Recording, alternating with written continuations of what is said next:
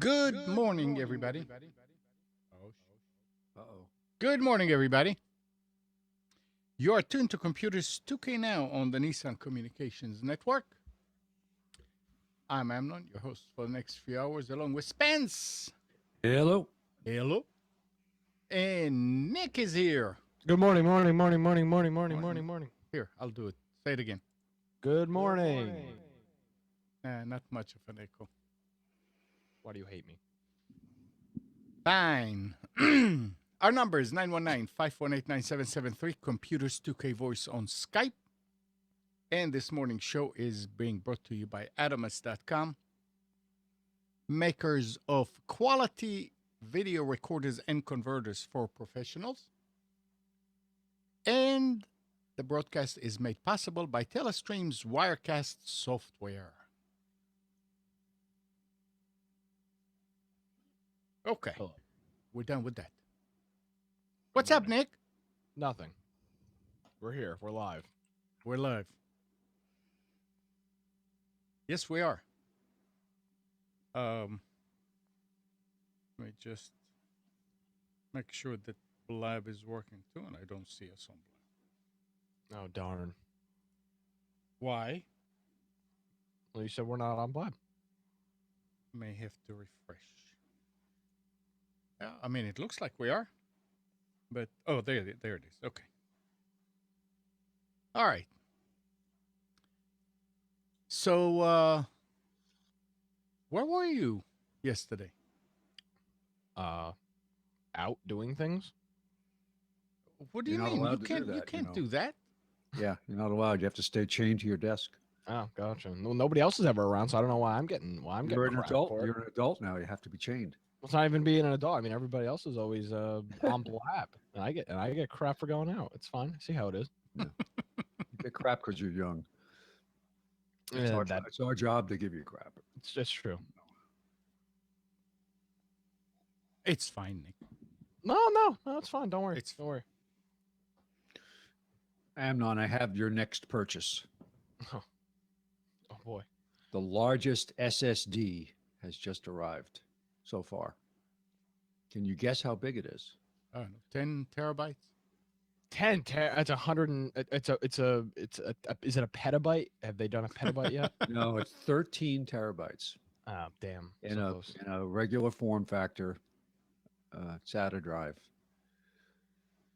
My goodness. Regular form is in 3.5, mean, 2.5, or yeah, regular form is two in. and a half inch. Well, it looks well. I can't really tell by the picture what the form factor is. It's hard to say. It looks well. Actually, it's got to be a 3.5 inch. It can't be a 2.5, just based on what I'm seeing in the picture. Yeah. But Wow. 13. I need to get another terabytes. SSD. Well, need no, to- it says 2.5 inch. I take that back. Wow. The SSD prices are dropping again. At a pretty dramatic rate. The you can get a 512 gigabyte SSD for under $150 now. Yeah. And just in like let's see. We tell you in February of last year, when I built this computer, I had to go with a 120 because they were just too expensive. Yeah, I spent $89 on 120 gig when I built this computer in February. And I can now, get a 512 for less than 150. The list on this new one is 19,000. Damn. Oh, But boy. But compared to what it was, just look back a year ago, that would have been probably 30,000. Exactly. I wonder who the market is for that. Big server farms.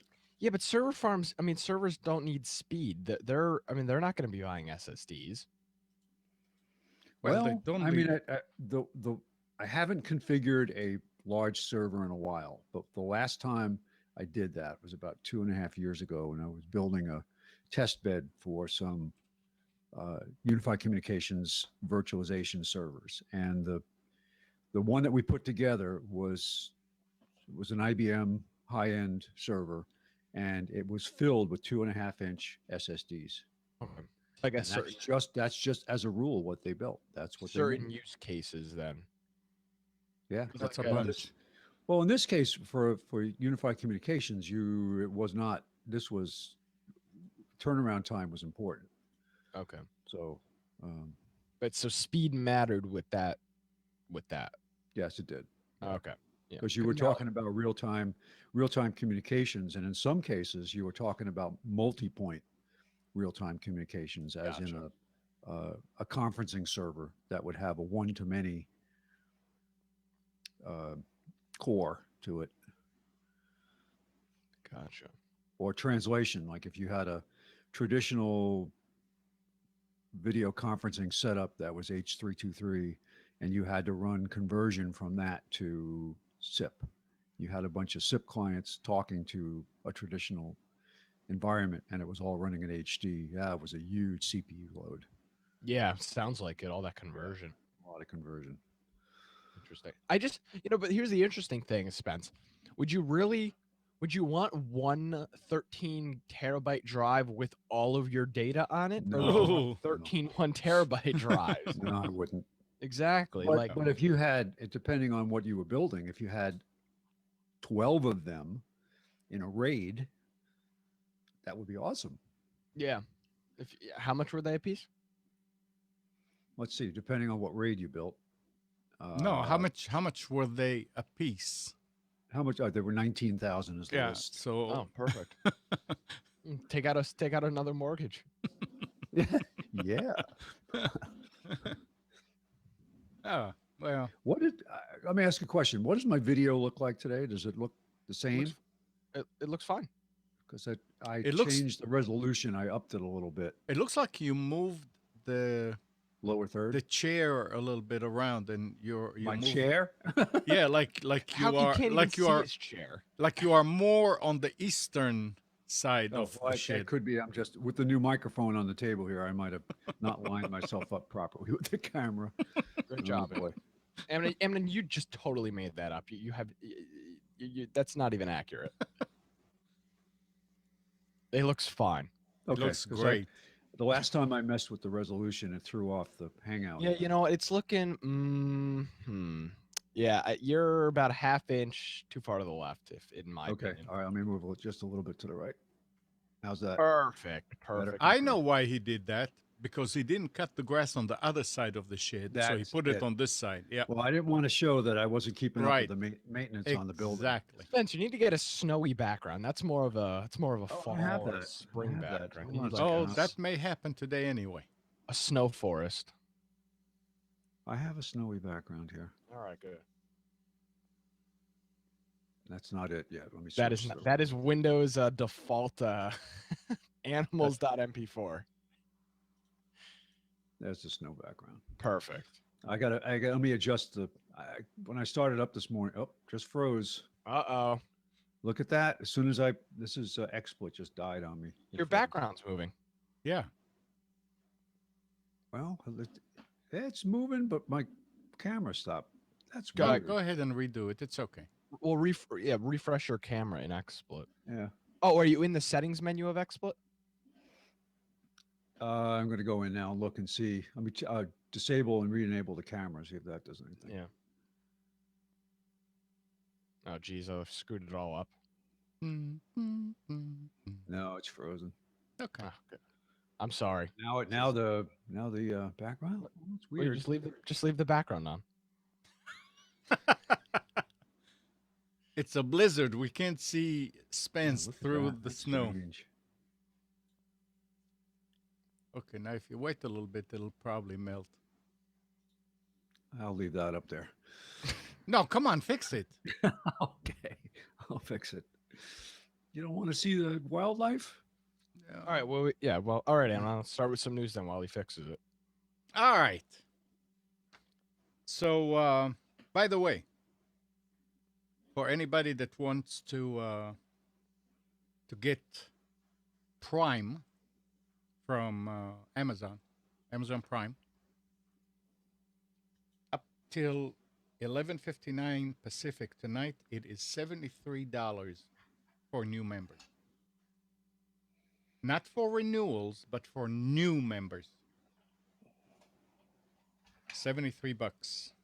I bet you, I would make a bet here. That If you contacted Amazon support, they will let you renew it. they will let you renew for that price. I would almost guarantee it. Well, you Their can support try is it. I just really can't good. I can't do it because my renewal was last month. So Okay. Yeah, well, give that a try if you're like a month out of a renewal. yeah. Totally worth it. And as far as antivirus, Sophos now has a new one, a free one, Sophos Home version. And it's an antivirus, anti-malware. Sophos is a great company when it comes to antivirus. So you can go to the Sophos website and download their home version. Free. Free. Now, let me see. I can't do that from here. Nick, if you look in What? the Hangout chat, Yeah. I put a link there for a program giveaway of the day. No, you did not. Yeah, I did at 8:48. No. I did not see that. Not at the Skype Oh. Hangout. Okay. Yeah. Oh, hold on. Where's the link? This just automatically starts a download. Well, no, this is it. If you just that's what they send. So if you All right, folks. So You be can- aware this is just going to instantly start downloading when you it's click downloading. It's it. If you don't want it, don't WinX click on it. HD Video Converter Deluxe. You can go and look it up. It's WinX HD Video Converter Deluxe. If you want to see what it is, but it's giveaway of the day, and it's free only today. It's a good. It's all kind of video formats converting back and forth. Another recommendation would be Handbrake if you're trying to do something like that. That'll also do it. Oh, so Handbrake will also like take a FLV and change it to an MP4 and things like that, or is it just I believe so. okay? I don't know. I a never nice open used it source, that way, so I don't know. Video converter. But this one is sort of like looks a little bit like the one I'm using. I use the AIC soft, Oh. and it's free. So if you want to install it on more than one computer, you have to do it today. You cannot download this tomorrow and install it. It will not work. And you know, take a look. You can you can actually subscribe to that website, giveawayoftheday.com, and they send you an email daily about free programs for the day. These are not free programs normally. They're just free for that day. Free programs normally. They're just free Whoops. for that day. Free programs normally. They're just free Whoops. for that day. Free programs. Hey, Mike, you're echoing. They're just free for that day. I mean, echoing like. Hey, Mike, you're echoing. I mean, echoing like. Hey, Mike, you're echoing. Well, hang on. I mean.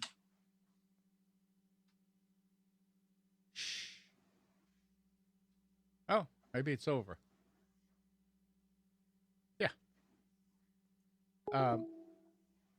So this is only. I mean, when you go to giveaway of the day, it's only good.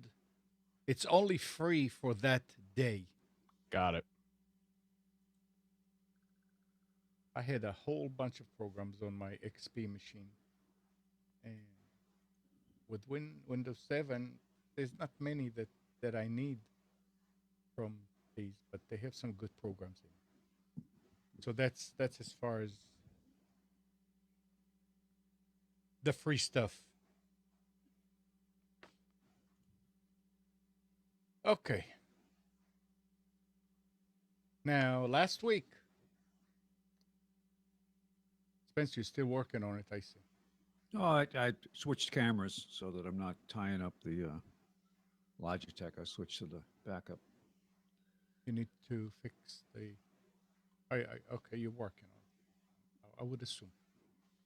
Last week, Microsoft ended support for old versions of Internet Explorer, included IE8, IE9, and IE10,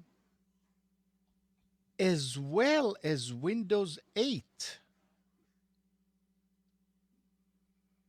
What? Really? Yep. Windows 8, not 8.1. I guess 8.1 is a completely different OS. It's not. So no. I know, but I mean they treat it as such. No, they're using a different version of IE in it. It has nothing to do with the OS. It's a different version of Internet Explorer. Oh. Isn't that what? Aren't they discontinuing Internet Explorer? No, they're ending. I mean, the end of the thing goes while support from Windows 8 has ended. Wait, are you talking support for the whole thing or for Internet Explorer for Windows 8? Support for IE8, IE9, and IE10, as Exactly. well as Windows 8. So, 4 things they're ending support for. Okay, so Actually, So, Windows well, 8. that's either bad writing or it's actually Windows 8. No, it is, because at the end of the article, it says that while support for Windows 8 has ended, Windows 8.1 will have mainstream Okay. support until January 2018 Gotcha. and extended support until January 10, 2023. Extended support. Is this what we are on Windows 7? I don't know. For the browser, the company has also released a final patch that includes the latest cumulative security updates and an end-of-life upgrade notification. In short, the final patch will nag Windows 7 and Windows Server 2008 R2 users to upgrade to Internet Explorer. And new tab will automatically open the download IE page. It doesn't appear Microsoft has plans to push similar notifications for Vista, Windows Server 2008, or Windows Server 2008 R2. But this isn't too surprising. They cannot upgrade to IE 11 or Edge without upgrading their operating system. So I guess you have to stay with. Oh, so they can't even use IE 11. That's kind of interesting. What a convoluted story. You Yeah. think about the confusion that they're creating for people here. I understand maybe there's a technical reason for it, tight integration or something, but God, it's like, what's next? It's a shame. I mean, to think about to look at what to Microsoft to change their approach, what they have to go through, and the frustration they have to cause in order to get to this new place that they want to be. Yeah. Yeah.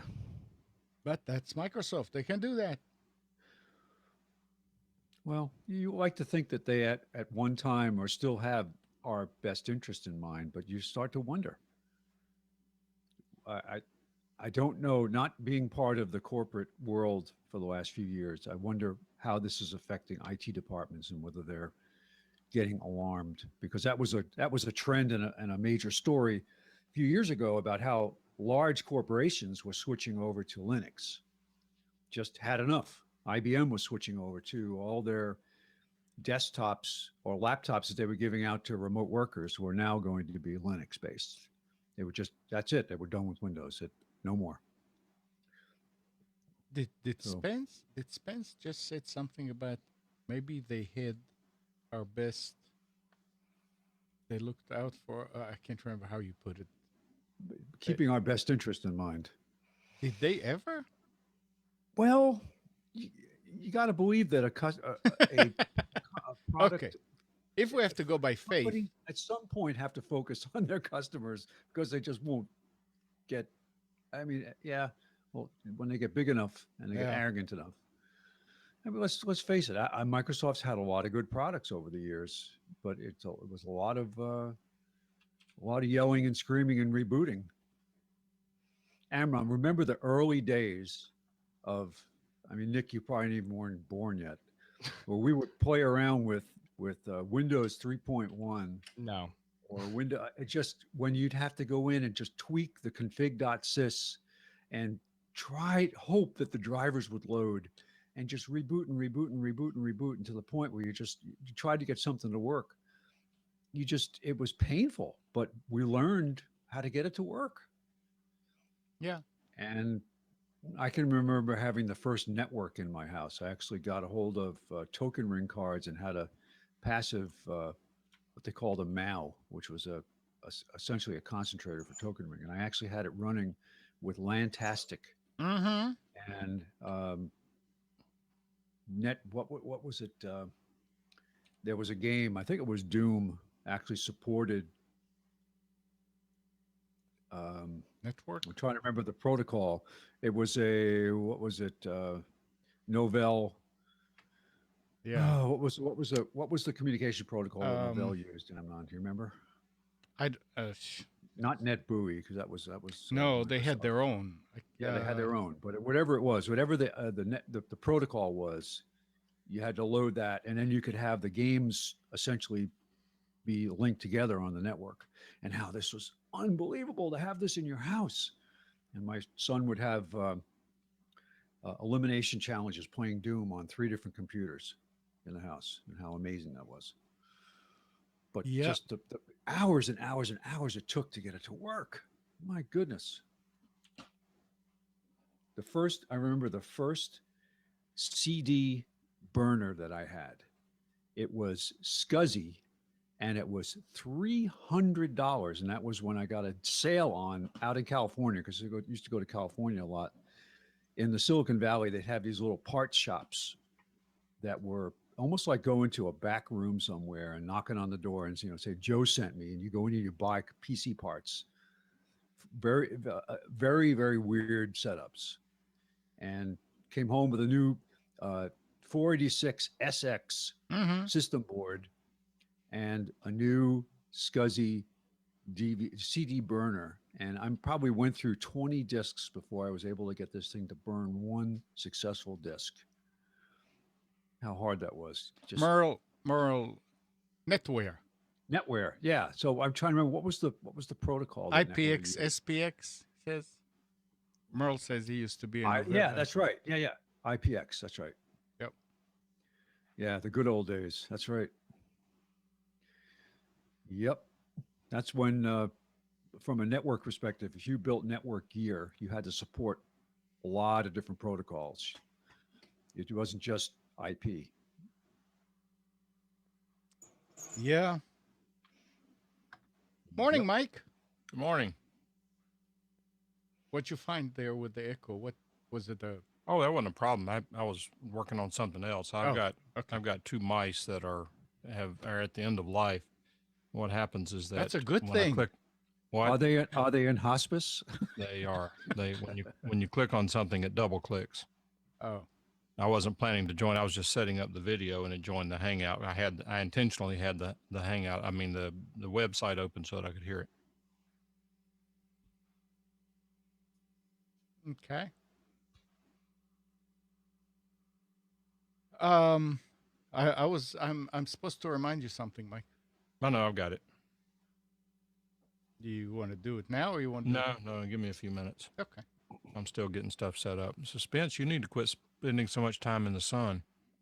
I know, isn't it? Oh, yeah, look at that. This is the Microsoft Live Cam I switched to because my Logitech camera rolled over when XSplit rolled over. Well, you need to. Maybe I can switch to it because, there we go. I just unplugged it and plugged it back in again, reset it. Yeah, you need to turn autofocus off too because it keeps zooming in and out of focus. Well, that was the Microsoft camera. That's horrendous how that works. It's not good. Are you zoomed in? Focusing. Your head is twice as big as Nick's, and that's a going sign. I mean, what I'm seeing is Mike, you look zoomed in too, actually, to be honest with you. I know. I mean, I'm playing with this camera too. That's why I'm asking. But I think Spence. Amnon, you look zoomed in from the Hangout.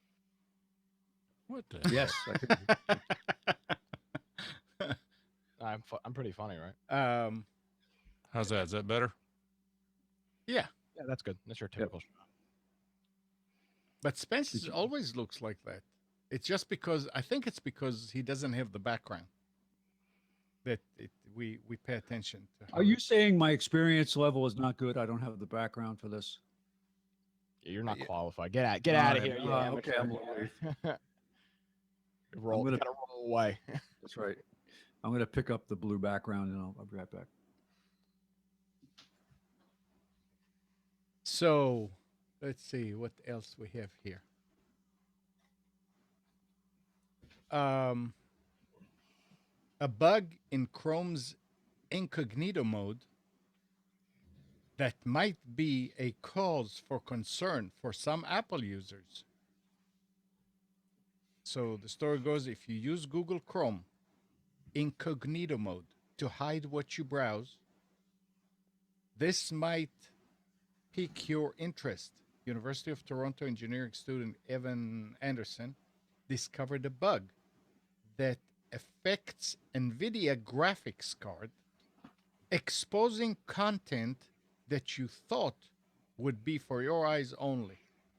And because this only happens on Macs, NVIDIA is pointing the finger at Apple.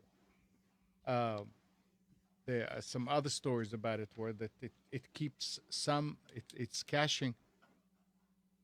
Nick, are you, yeah, you are frozen there.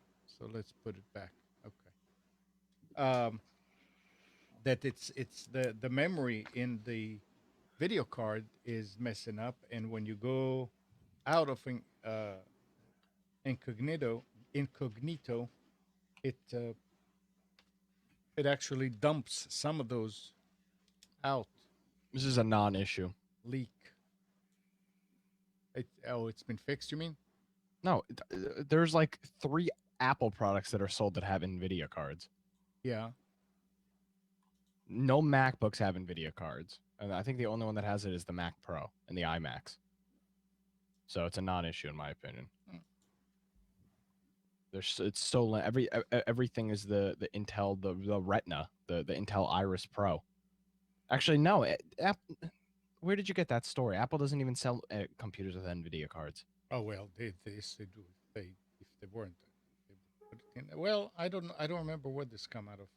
Because they don't sell all of their computers on the AMD, so it's literally not even a story if that's the case.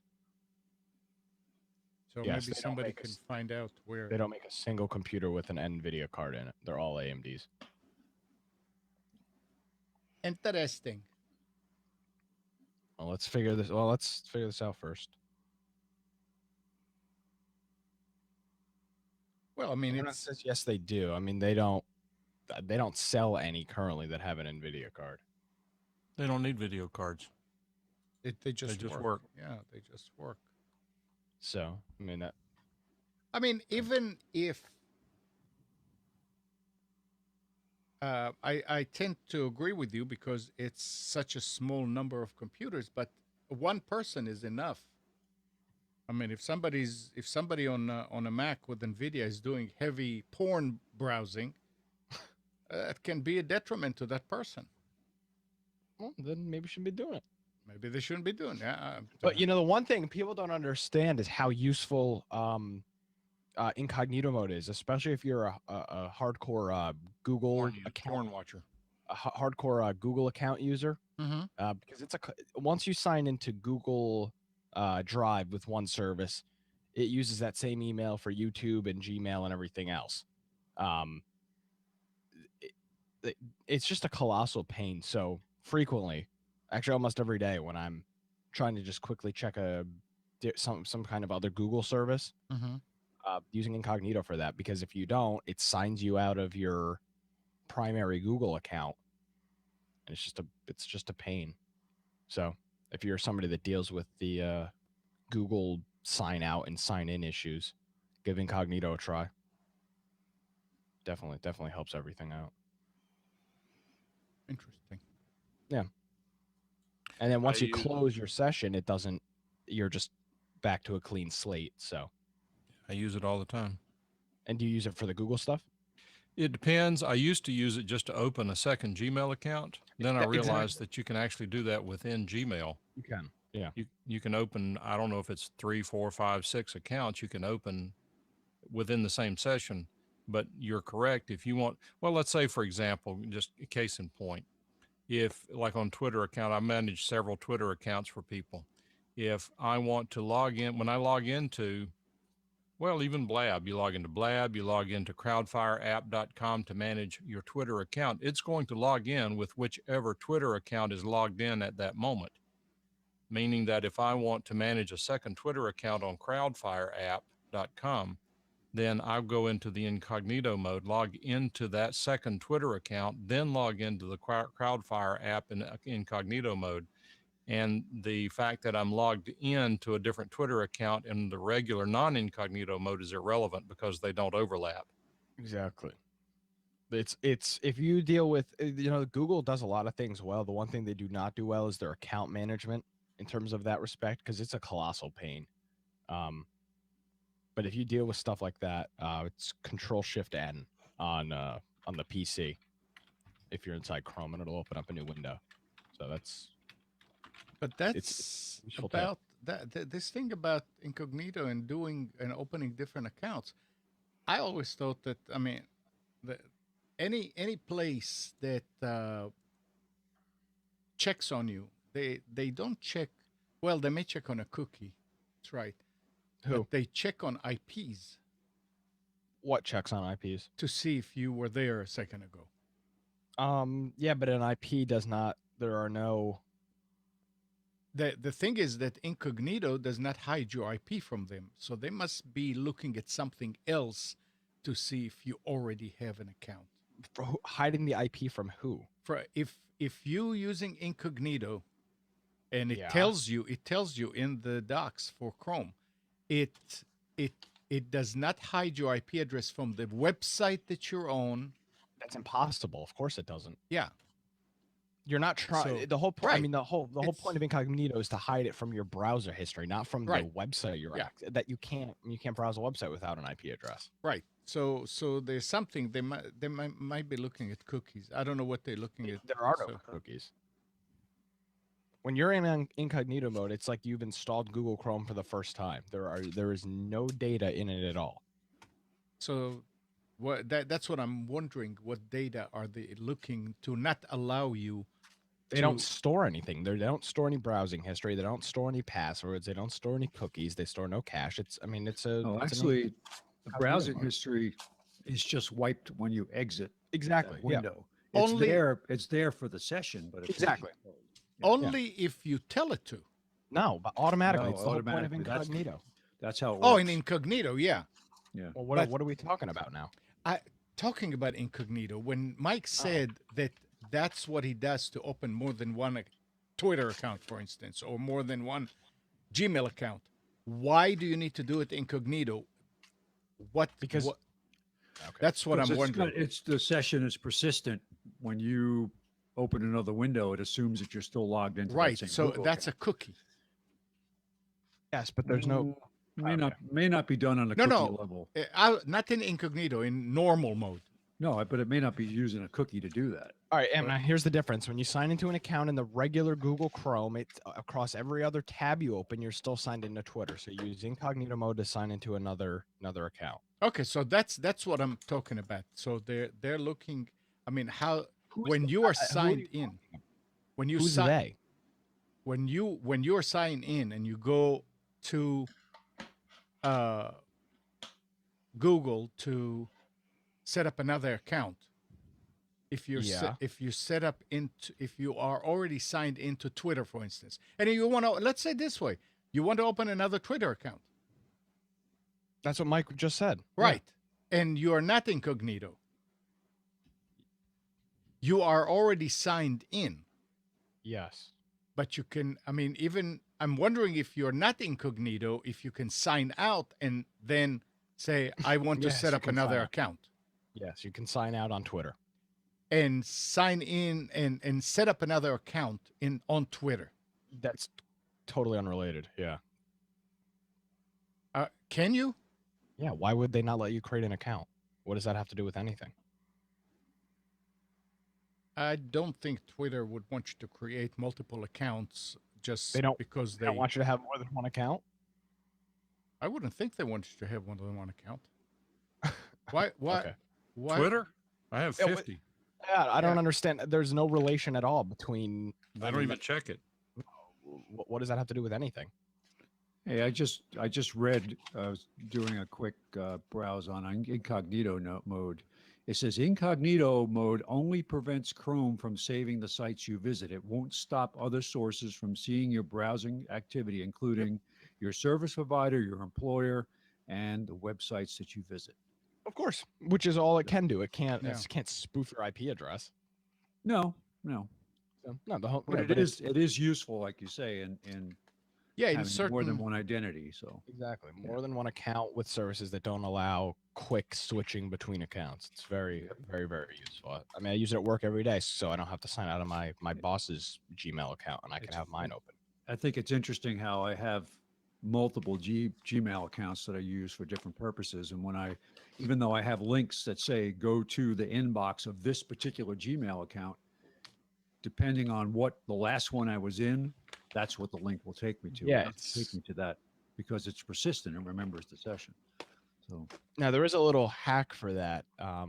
It's it's mail.google.com/u/ a number, and the number indicates session. what account you want to look at. So if you okay, hold down your drop Uh, down, no, it hasn't been a problem. I just the first time I noticed it, I was like, "What? What's going on here?" And then I realized what was happening. So yeah. So if you switch and you see like a U5 or a U3 or something like that, that's the direct link to that inbox. That's a good idea to bookmark those. I haven't done that. I don't know what my problem is. I don't know. It's just that the name incognito is making you think. So that did anybody look at the link I put up in chat about the New York bill for strong No. encryption? Whose bill is this? I didn't identify the person who put the bill. Well, maybe they did. I have to read the more, but here it is. Actual text of the bill reads: any smartphone that is manufactured on or before January 1st, 2016, sold and released in New York shall be capable of being decrypted and unlocked by its manufacturer or its operating system provider. This is how great New York State is. So all this means is now nobody will be buying stuff from manufacturer companies in New York. They're going to have to Well, buy it that's from. exactly what they're saying. Pennsylvania. It's like, Yeah, okay, this is criminals what New use York- this instead. This is what New York is great for. Let's ban. We're going to ban casinos, and then we're going to send everybody over to Massachusetts to bet all their money instead of Yep. making it ourselves, because it's a bunch of incompetent people running the state. Well, So they're going to ban them. Now I'm going to have to drive 45 minutes to Massachusetts to buy my iPhone. So that means a New York employee will not be taking my business and will lose their job. but the safety of the citizenry calls for legislative action, and a solution is Probably easily Chuck at hand. Schumer's bill. But it's just like all this is. That's all it will do. I'm gonna now buy my phone from Amazon or AT&T.com for the hell of it. I mean, because they're not based in New York, or Verizon, or just drive to the next state. Unintended consequences. And if the people go on in the article to say, well, that means that that manufacturers will have to have a New York version of their Yeah. product. Yeah. These are the same guys that don't even understand how to use the internet. So, trying to pass legislation. It's fine. All this will mean is less jobs for New Yorkers, which is nothing new. So, Well, Keep the it one up, thing New that it York. will do is bring this to a head, and there'll be a constitutional challenge. And if it survives constitutional challenge, then it's like I'd expect most states will adopt it. Yep. Yeah. Well, But I would think that before other states and before all that, that the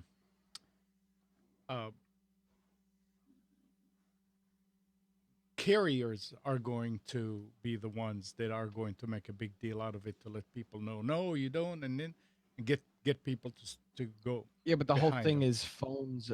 It's phones sold or phones made in New York. No, sold. I mean, what phones are made in New York? Well, I meant like, like held in New York. Like Amazon gets Used. around. You mean used? No, Used and no, I don't. sold. I don't mean no, I don't mean used. Like Amazon gets around selling things without sales tax if if they don't have an address in the state that requires Yeah. income tax. So I mean, how is it going to be? Is it the transaction with somebody is in New York? Let's say AT&T doesn't have an office in New York. They're all the phones that they ship into Atlanta. Is that and you buy it from Well- AT&T.com. Well, Is that yeah, considered sold in I New don't York? think they go by that anymore. Amazon has no. I'm not talking about Amazon. I'm talking about AT&T. AT&T has offices in every. Yeah, but I'm saying, how is that If- going to work? If I buy it from Uh. AT&T.com, that's like an interesting thing, because technically I'm not buying it in New York, buying it from wherever they ship their phones out of. Can you go to AT&T and just buy a phone without service on it? Would they sell you one? I'm not sure, probably not, but like I bought my iPhone from AT&T, the website, and it just shipped and it came in a box and I opened it up. I was good to go. But you bought it under your account. Correct, but Yeah. that's the whole thing. How will that work? Don't know. I kind of doubt this thing will pass. Or even make it any. I mean, it's somebody trying to make waves. Who knows? Yeah. Have to wait and see. Anyway. 919-518-9773. Computers 2K Voice on Skype. And I want to also acknowledge our listeners on Blab. Good morning. And if you want to join us on the website, just go to computers2know.com and click on Watch Live.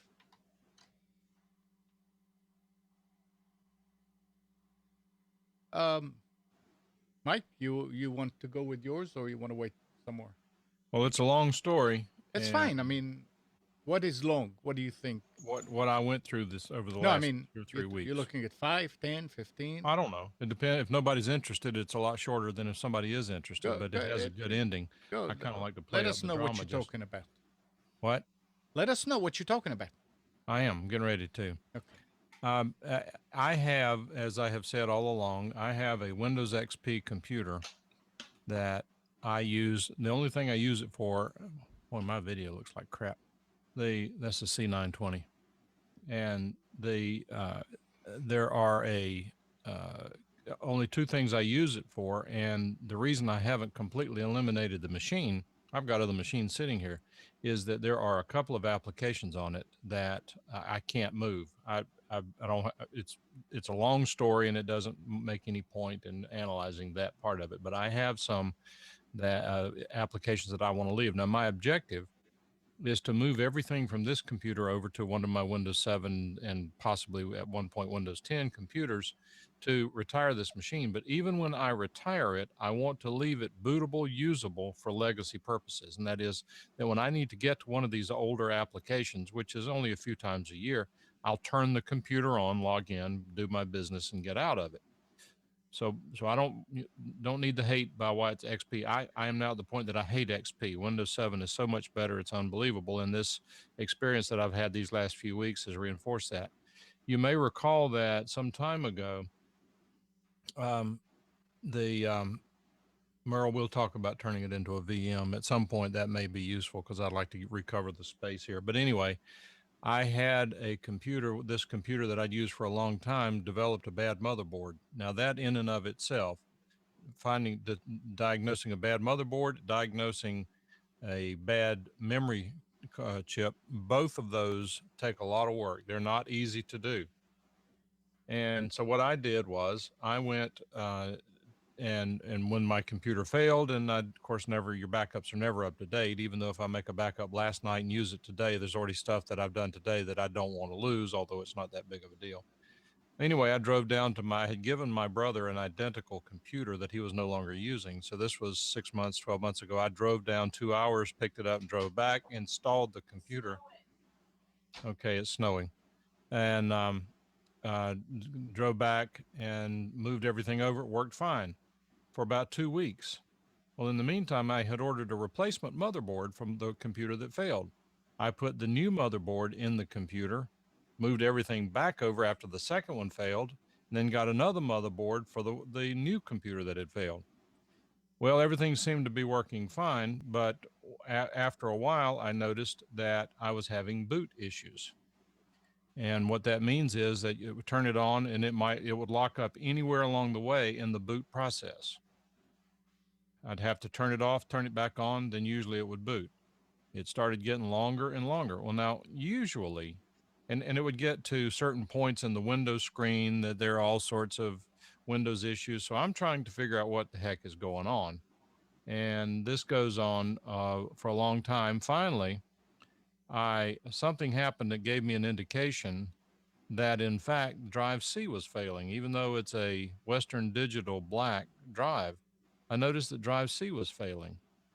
Well, I then sort of scrambled. I went and got a 2 terabyte Seagate drive and was able to ghost everything over to it. And I was able to image that drive, put it in, it booted perfectly. Okay, so all this time that I've been fighting these boot issues are probably related to a bad hard drive.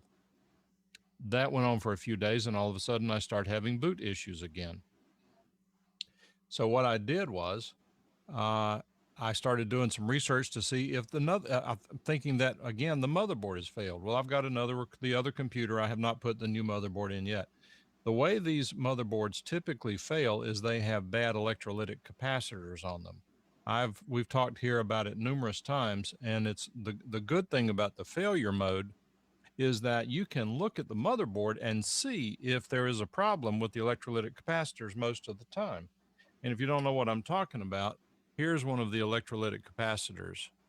They can be much larger than this, but here's one. This one is actually bad. The video is not good enough on the stream or on Blab for you to be able to see it. But if you look right here where my finger is, this is called the dome. The dome is actually bulging a tiny bit. Put it If real what? close to the lens. Tell me when. Closer. And turn it toward us. It's not even in focus now. Yeah, You it's can't not see in anything. focus. That's right. Okay. Well, Bring it back where it was. It was it's fine. all right. It's okay. Keep going. Well, there are plenty of. I'll try to find a link that'll point some really good. It'll point a really good picture of it. But if there's any bulging at all, if there's any doming at all on the top of these capacitors, they're bad. And so it's a very, very common problem. I could spend a whole show talking about it, but I won't. But anyway, so what happened was that after I got the hard drive replaced and it started again, then I'm saying, okay, now what's happened is that maybe something in Windows got corrupted because of the failing hard drive. It makes sense. I start researching that. I do check disk. I try to run CCleaner. It will not clean the stuff out. It ignores part of some of the folders. I started running, I don't know, 10 different utilities. Finally, I got everything, all the junk cleaned up off the hard drive, all of the cache files, everything. Got it all cleaned out. And it didn't affect the problem. The problem is still there. But this time now, I started getting an NV4_DISP failure. Now I know what the problem is. It's an NVIDIA driver issue because periodically I'd update the drivers. So, okay, that's a problem. And again, this computer is very old. I built it a long time ago. I've used it for a long time. I go back through and uninstall, and there's even a utility that allows you to completely uninstall everything NVIDIA. It's a wipe it clean. It's a third-party free application, very highly rated.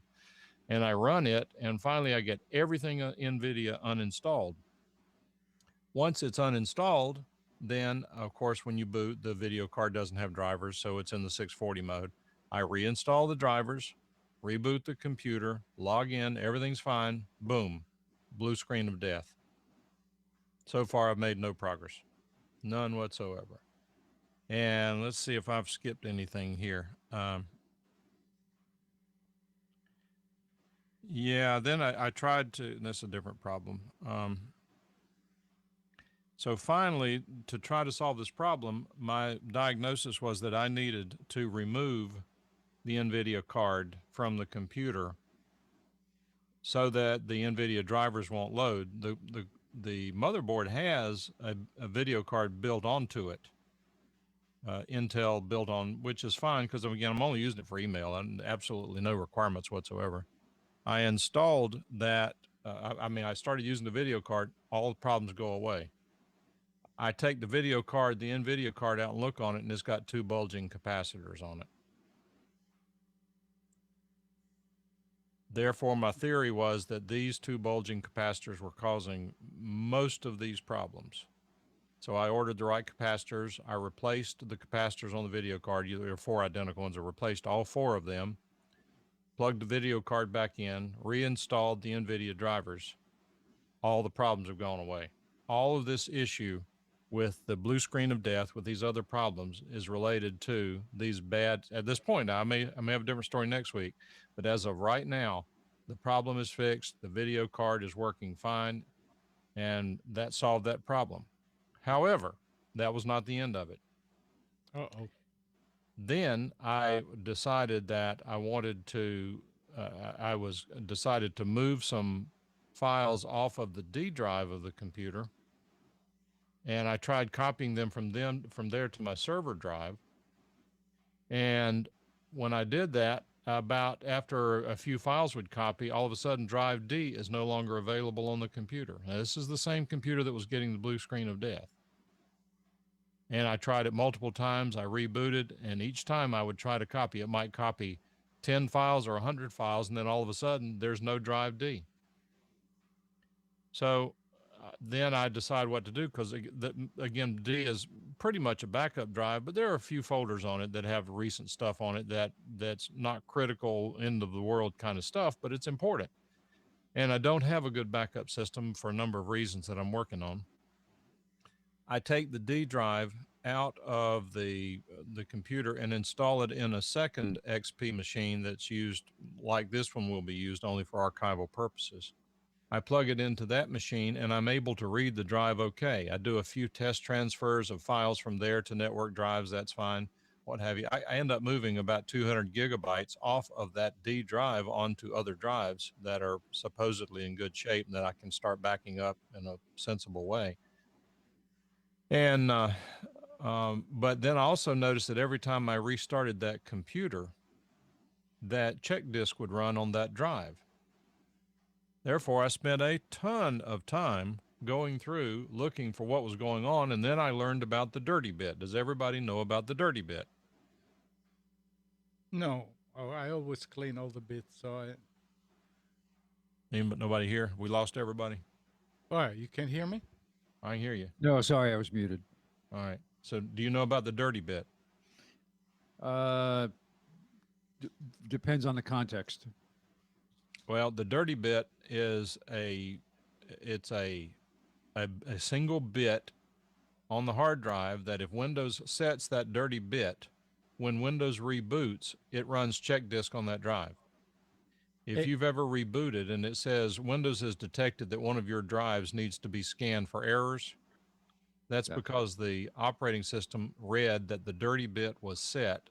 And what happens is check disk, there are only about 2 ways to reset that dirty bit. One of them is to run check disk and make it successful, have it successful, and then it's supposed to reset the dirty bit. It doesn't do that all the time.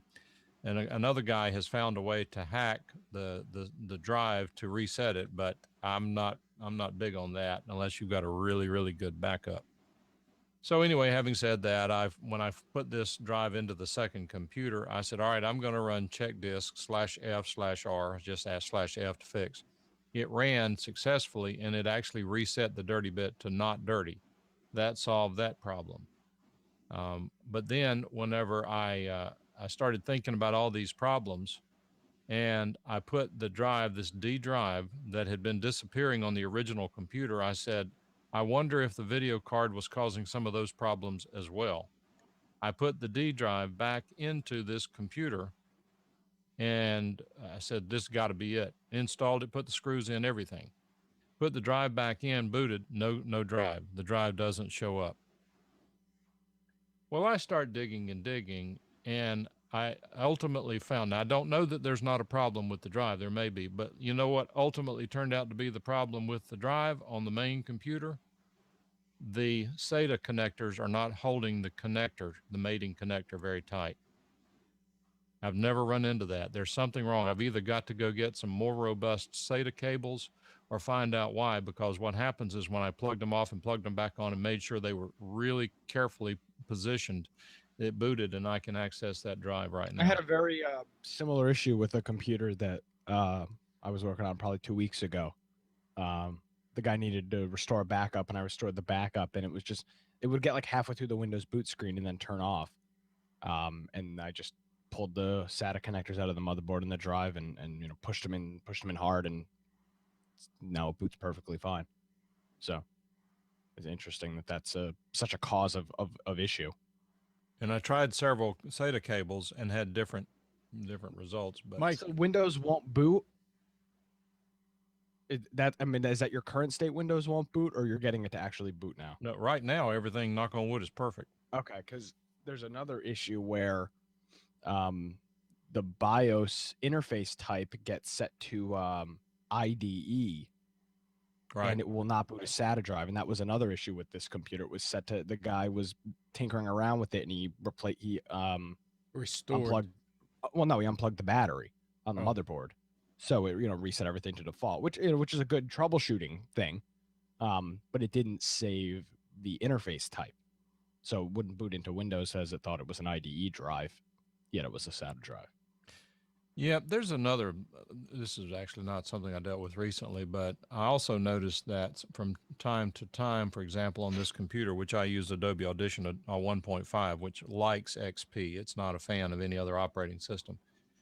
And it's a wonderful, wonderful editor.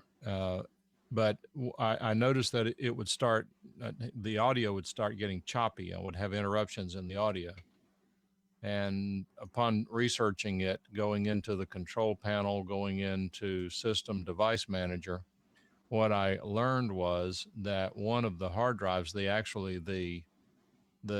D drive that kept disappearing some time ago, what I noticed is that if I would go into the IDE controller function on in the control panel in the device manager, double click on the secondary IDE channel, go over to the advanced settings tab, you would see in there that the transfer mode in XP is typically going to be set to DMA if available. What that means is that if it detects a problem, it will actually change that transfer mode over to the PIO mode, which is drastically slower. It's not fast enough to do audio. So what I would find is that what I would have to do is uninstall the secondary IDE driver, reboot the computer, it would reinstall, and then it would detect and go into the DMA mode. What Ultra DMA mode 5, for example. What I ultimately found out is that the way that function works is that for every error that is detected, it starts a counter. If it gets to a certain number of errors, it will switch from DMA to PIO mode. And the only way to get rid of it is to uninstall the driver and reboot the computer. There's no reset on it, and I haven't even found a hack for a reset on it. But hopefully the problem is going to turn out to be bad. It's going to be a bad connector, a SATA connector on the motherboard. So I'm going to have to dig into that to where I can see it. But I will tell you that, and one of the reasons I bring this up, because if I were charging somebody to solve this problem, there's no way I could have charged them for 1% of the time I spent on it. I mean, it would have been cheaper to throw the computer out, buy a new one, throw that one out, and then buy another one. I was in the same boat. It took me like 5 hours to figure out what the hell was going on. And it was if I charged them even if you charge them, it wasn't a new computer. Even if you charge them $50 an hour or $25 an hour, it becomes buy a new computer, throw it out, and then get another new. Go get a Mac. But it's a matter of challenge. I mean, I would argue that if I ran into this problem again, I would detect it much more quickly. Right. And if you work with older computers, you're going to run into these things. That's Like now I will always, if I ever have a booting drive problem, I know that I should always check the interface type. which And- you just and- wouldn't think of checking. and the video card, because if Yeah. if the computer's at least 2 years old, then this capacitor problem, it was supposed to have gone away in 2005. It did not, it has not, and I don't believe it will. If you go to badcaps.net, there's an entire industry behind it. I think they were down before. No, they're back up. No, they got problems. You can't go there yet, but badcaps.net, and I actually wrote a post on a website. Let me see if I can find it. Think what the name of the darn website was.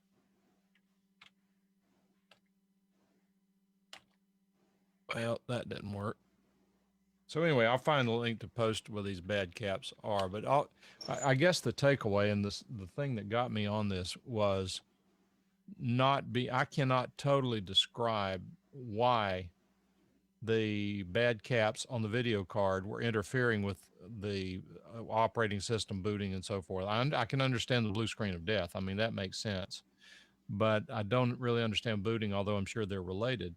Now, I do understand electronics, and I do understand that these capacitors are very much likely to be directly across the 5-volt power supply rail. So if you put an excessive load, or in this case, these capacitors develop what's called high equivalent series resistance. That is, it's like putting a resistor across the bus. That can cause the bus voltage to drop. It can cause change in the timing of the regulation of the bus. I understand all that. So it was just a surprise to me that the video card could have that much impact. And it's not limited to the operating system. If Windows 7 had been installed on this system, it would have had the same problem. Yep. And to talk back about the charges, I mean, that's just the price we pay to learn these things. And like you said, next time you're going to be able to do it real quick. Well, quicker. Quicker. Okay. Yeah. But now I've got to move away from this computer. I really don't want to be using this computer, but what I've got to do, again, there's always some reason for the problem. And what happened was I panicked over not having enough backups. I started backing up important folders to multiple places. Now I have multiple backups on 4 different places on the network. Now I've got to consolidate those. The problem is, which one do you use as the control, and which one do you use as a backup, so that you don't, if you're backing up to location A and location B, and what I tried to do is back up to A and then make B a mirror of A. Right. But what if I directly backed up something to B unthinking, and it's not on A? So that means I use SyncBack Pro to go in and verify the 2 files, and it works really well. It'll go in and say, you've got the same file on both computers, but they're the same name. They're not the same contents, or they're not the same date. What do you want to do? Then you got to make judgments. Well, I still like to do all these backups to different machines via batch files. And batch files have pretty good command lines to say just replace it if it's newer date. Don't interact with me. If you need to do it, then just go ahead and do it. And it works. And in the batch file, you can always tell it that I want this copy to this drive, and I want it again copy to that drive, and I also want it copied to that drive. And it's real easy, because all you do is you duplicate the line in the batch file and change the drive letter, or the drive letter, even when it's another machine, that it's a local drive. Been working nice for years now, like that. The only program that I use for backup all the time is Second Copy, which only goes to one drive. Don't you use Carbonite? I mean, for local, I'm talking about. Oh, okay. For local, yeah. Carbonite is external, and I also use Ghost, or the other one. What is it? Ghost, that's Norton's product, right? Yeah, but I actually now use Acronis to do a Ghost to another drive, and I actually disconnect that drive. It's on the same machine, And before I do a ghost, I connect it and do the ghost, and then I disconnect it, because if the drive on the machine gets zapped or what I mean, so many things can happen. If it's the controller, it'll zap both drives. So I always disconnect the data and the power cables from the ghost. So Mike, if you're here and you see that my machine doesn't have a cover on it when it's down there, that's why, because I got tired of unscrewing and screwing. Mine don't have covers on them either. Yep. That's an awful if you're dealing with heat issues and your computer doesn't have a side case on it, you should put a case on it or put the door back on it. Yeah, no, I never had that problem. That's you would think like, oh, having the whole case open would make it much you make it better, but it totally, there's no airflow. If that's the Well, case, it's just air everywhere. That used to be a lot more true than it is now, because back in the old days, they used to try to use a single fan to ventilate the entire case. If you they would even tell you not to leave slot covers out, because it Right. changes the airflow and would change a lot of things. But I think over time, because of sloppiness of people not maintaining the cases the way they probably should, they started doing things like making sure the CPU fan could maintain the temperature of the CPU, and then they would add on the video card, they would add the fans on video cards where necessary. Even still, they all still rely on some level of case ventilation to keep the heat from building up, but it's not the problem that it was in 286 days. It's not as critical. but Well, it's still It's a good idea, though, Nick. You're right. Well, it's not a good. I think it depends on what kind of computer you're running. It's very critical. My old AMD machine, airflow is the biggest thing with it. But It's like the AMDs ones run that- hot. Now, I would agree on Exactly. AMD. It's even much more critical. So it's a huge issue for me. If I don't I don't agree. have, like, I have it up here temporarily in the winter to run some weather stuff I do, and I just had it sitting on the floor, which is carpet, and the power supply vent is at the bottom, and it kept overheating, so I had to prop it up. I mean, it's an airflow issue because these things just run so hot. So, I mean, it's always good to have the case on the side. Plus, you don't have to worry about kicking anything inside of it by accident. Yeah.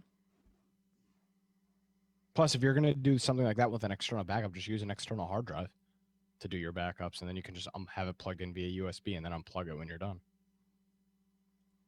Well, the thing with doing it on USB, I mean, on eSATA is one thing, but USB, if you try Okay, to then do eSATA. what? I said then eSATA or USB Yeah. 3, which is Yeah, similar it's, speed. It's still slow. USB 3. Yeah. Well, actually, I did not try it with USB USB 3 is almost the same speed as Yeah, I didn't full try it. bandwidth PCIe.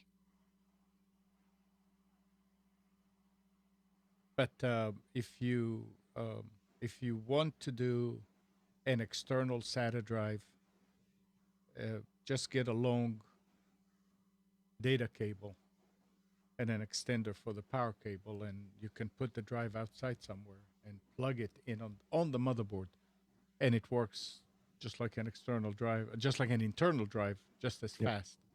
Yeah, but so that, I mean, that would, so you don't have to constantly be Yeah, going in the yeah. case and fumbling Right. around with power connectors. Yep.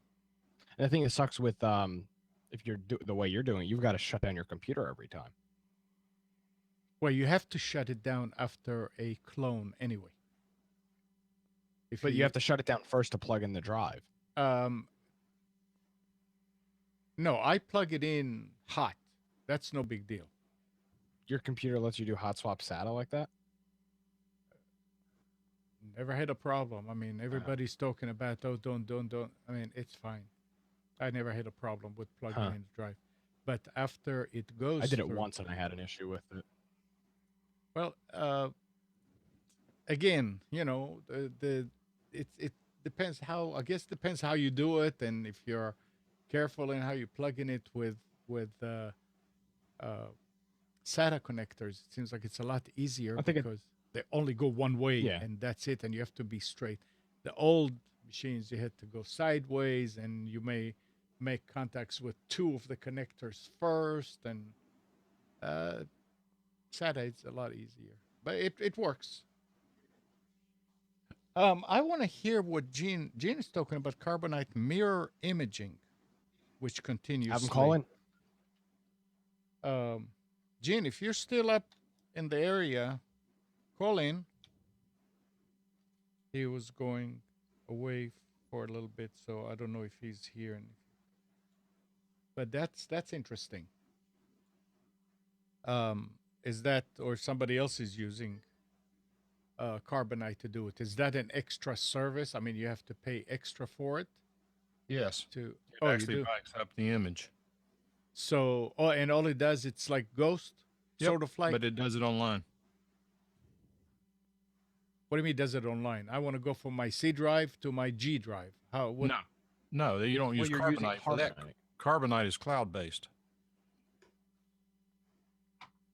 I understand, but is this so? This is just the backup to their server, not to local drive. That's because it Correct. seems like I remember that they had something about doing it locally, and I'm Probably wondering. not. They're a cloud provider. So the mirror imaging implies that you're not just backing up files, that you're doing a full backup, an Including image the operating backup, system. yeah, of everything. So that's pretty cool. It'll take a while the first time, but it's a good Well, idea. what about this though? What if you ran image? Because when you can image a computer, then it saves it as it's a .img, right? When it images it. Why couldn't Depends you on just the have hard? program. Well, what about this though? What if you ran? Hello, Gene, lower the speaker. Technically, couldn't you just have image software running and then just have Gilberting. I wonder if this is Nick or is that Gene that was Gilberting. That's me. Okay. Abnon is Gene. You told me to call in. So go ahead. Okay. Yeah, Carbonite mirror imaging is online. It's cloud oriented. You need to have hooked up to your computer all the time an external drive that has twice the capacity of your internal drive. It works great. You never have to worry about backups. Okay, It just so runs. wait a second. So that's not cloud backup. It Well- is, but it's offering local redundancy apparently. Right. Yep. So it's just Carbonite backup, but it does it as a mirror instead of just. Well, if you go to Carbonite, you can get both services. You can get the regular Carbonite that you're familiar with and what you have, and that you pick the files, it backs up, and that type of thing. Right. But now, then you can add mirror imaging to it, which is a separate service that you have to pay for, Yeah. and that is a continual online backup. As long as you got an external drive hooked up to your computer that's twice the size of your internal drive. It actually formats that drive, I think, before it does an image every time. I mean, it does it all automatically. You do nothing. You just turn that thing on, and it's beautiful. So I'm wondering if this, Mike, if this means two backups, one actually going to Carbonite and one doing it locally. My understanding of that is yes. So Interesting. it sounds like. How much more does it cost, Gene? Ah, boy, I wish I Roughly. I got I so believe long it's ago I 99 can't instead remember. of 59. Something like that. The other thing is Carbonite service is great. If you ever have any trouble, I mean, you call those folks and bingo, you get somebody right away and they get it fixed right away and they make sure everything's set up appropriately. They really do a good job. Yeah. Alan is saying the Carbonite will only back up internal drives, Correct. up internal drives. But you can always back up other machines on your network if you have them. Right. By- For the consumer the average consumer who doesn't have 10 terabytes of data, Right. my recommendation if you're using a desktop is to put if you need to, a 6 terabyte drive in your system. as a D drive. Then make all your backups to the external hard drives. Don't rely on external hard drives as primary storage. So then I would. What Amnon just said is not true in my experience. You cannot back up a network drive on Carbonite. correct. Yeah, well, no, not a drive. Absolutely not. Well, that's what you said. No. I'm saying the way that I do other machines on the network is, again, through batch file. I will copy the folder. I will copy the files that I want on that network drive. I mean, there is no reason to back up everything on a. No, but I'm just trying to. Yeah, So so we what- can tell people, it does, what you does not do is- network drive What you backups. do is you go to the network drive, and you set up a batch file on your local drive that you're backing up to Carbonite, and you set up a folder called drive or machine, the Dell machine, and then through a batch file you copy once a day, twice a day, 3 times, whatever. You copy them to that folder on your machine. At that point, Carbonite sees it as one of your local folders and it backs it up. You can. What he's saying is you can cheat the system, and that's Right. true. But it's a lot of work. Yeah. Whenever you could really just change the setup and not have the problem. I mean, it's. Again, it would only make sense to me because I've got what I call my quote unquote server. It has probably 4 drives in it. Carbonite will back up every one of those drives because it sees them and as they are local drives. But I'm running out of space on those because one of them is even still a 500 gigabyte drive. Plus, nobody's using batch files to do something. Are you saying that it's backing up a mapped drive? No. So how is Carbonite backing up your network drive? Okay, so if I install Carbonite on that server machine, Oh, it will back up C, D, E, F, and G on that machine, and I have to make sure that every night my separate computers, that the critical files are backed up to the server each night. okay, all right, Then Carbonite. I mean, that's theoretically the way it should be working. yeah. Well, Mike, that's how do you set those files? Do you just drag those files over manually, or how do you set those to back up? No, no. What I'm using is a program called SyncBack Pro. Okay. And it's just like Gotcha. one of the many, it looks at the folders, see what's different, and then what do you want to do when I find a difference? And it copies the new ones over there. Because if you were just copying it over, you would there's no telling what kind of mess you could make if there's not some sort of logic in the copy process. Exactly. Alan is Carbonite saying, available for Ubuntu? say again? Carbonite available for Ubuntu? I don't know, but there are probably 100 other ones like it for free.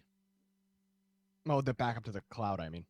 Yeah, I mean, that I would think that the Linux guys probably have stuff that's better written, probably geekier, but better written, works better than that does. That's my guess. Alan is saying that he doesn't find that Carbonite is always there to help. He finds that his Carbonite hangs a lot and throws the Mac color pinwheel when I pass my cursor over the icon in the menu bar. That was it was kind of funny hearing Gene talk about how great their service is, because whenever I used them a long time ago, I didn't find them quite as easy to use as Gene did.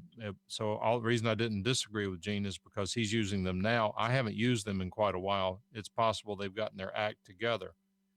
One thing they did do when I had a problem 2 or 3 years ago with a computer when we were using it, is something went wrong in the backup. Not sure what it was, but they actually logged into the computer and fixed it. And I mean, that some companies would say, oh, no, I can't go there. I can't touch it. Too much liability for me to get involved with that. But they actually did log in and solve the problem. And the guy said it was probably something I would not have figured out, indicating to me that it was a bug in their system. There you go. I I guess Yeah, Crash I don't know how Plan- long ago Alan had problems with, hello? Yeah. Yeah.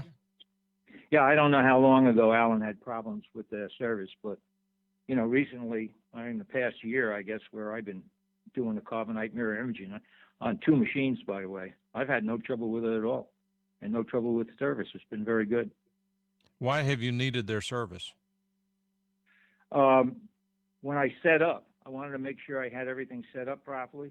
when I went to a second machine, I wanted to add a machine, I would just call them and let them walk me through it. So I got it set up quickly and appropriately, correctly. There are things that they did like allowances in your firewall and other kinds of things that they did that I just they took remote control of the computer and I watched and they set it up so that the mirror imaging would work without any difficulty. And they did a good job on it.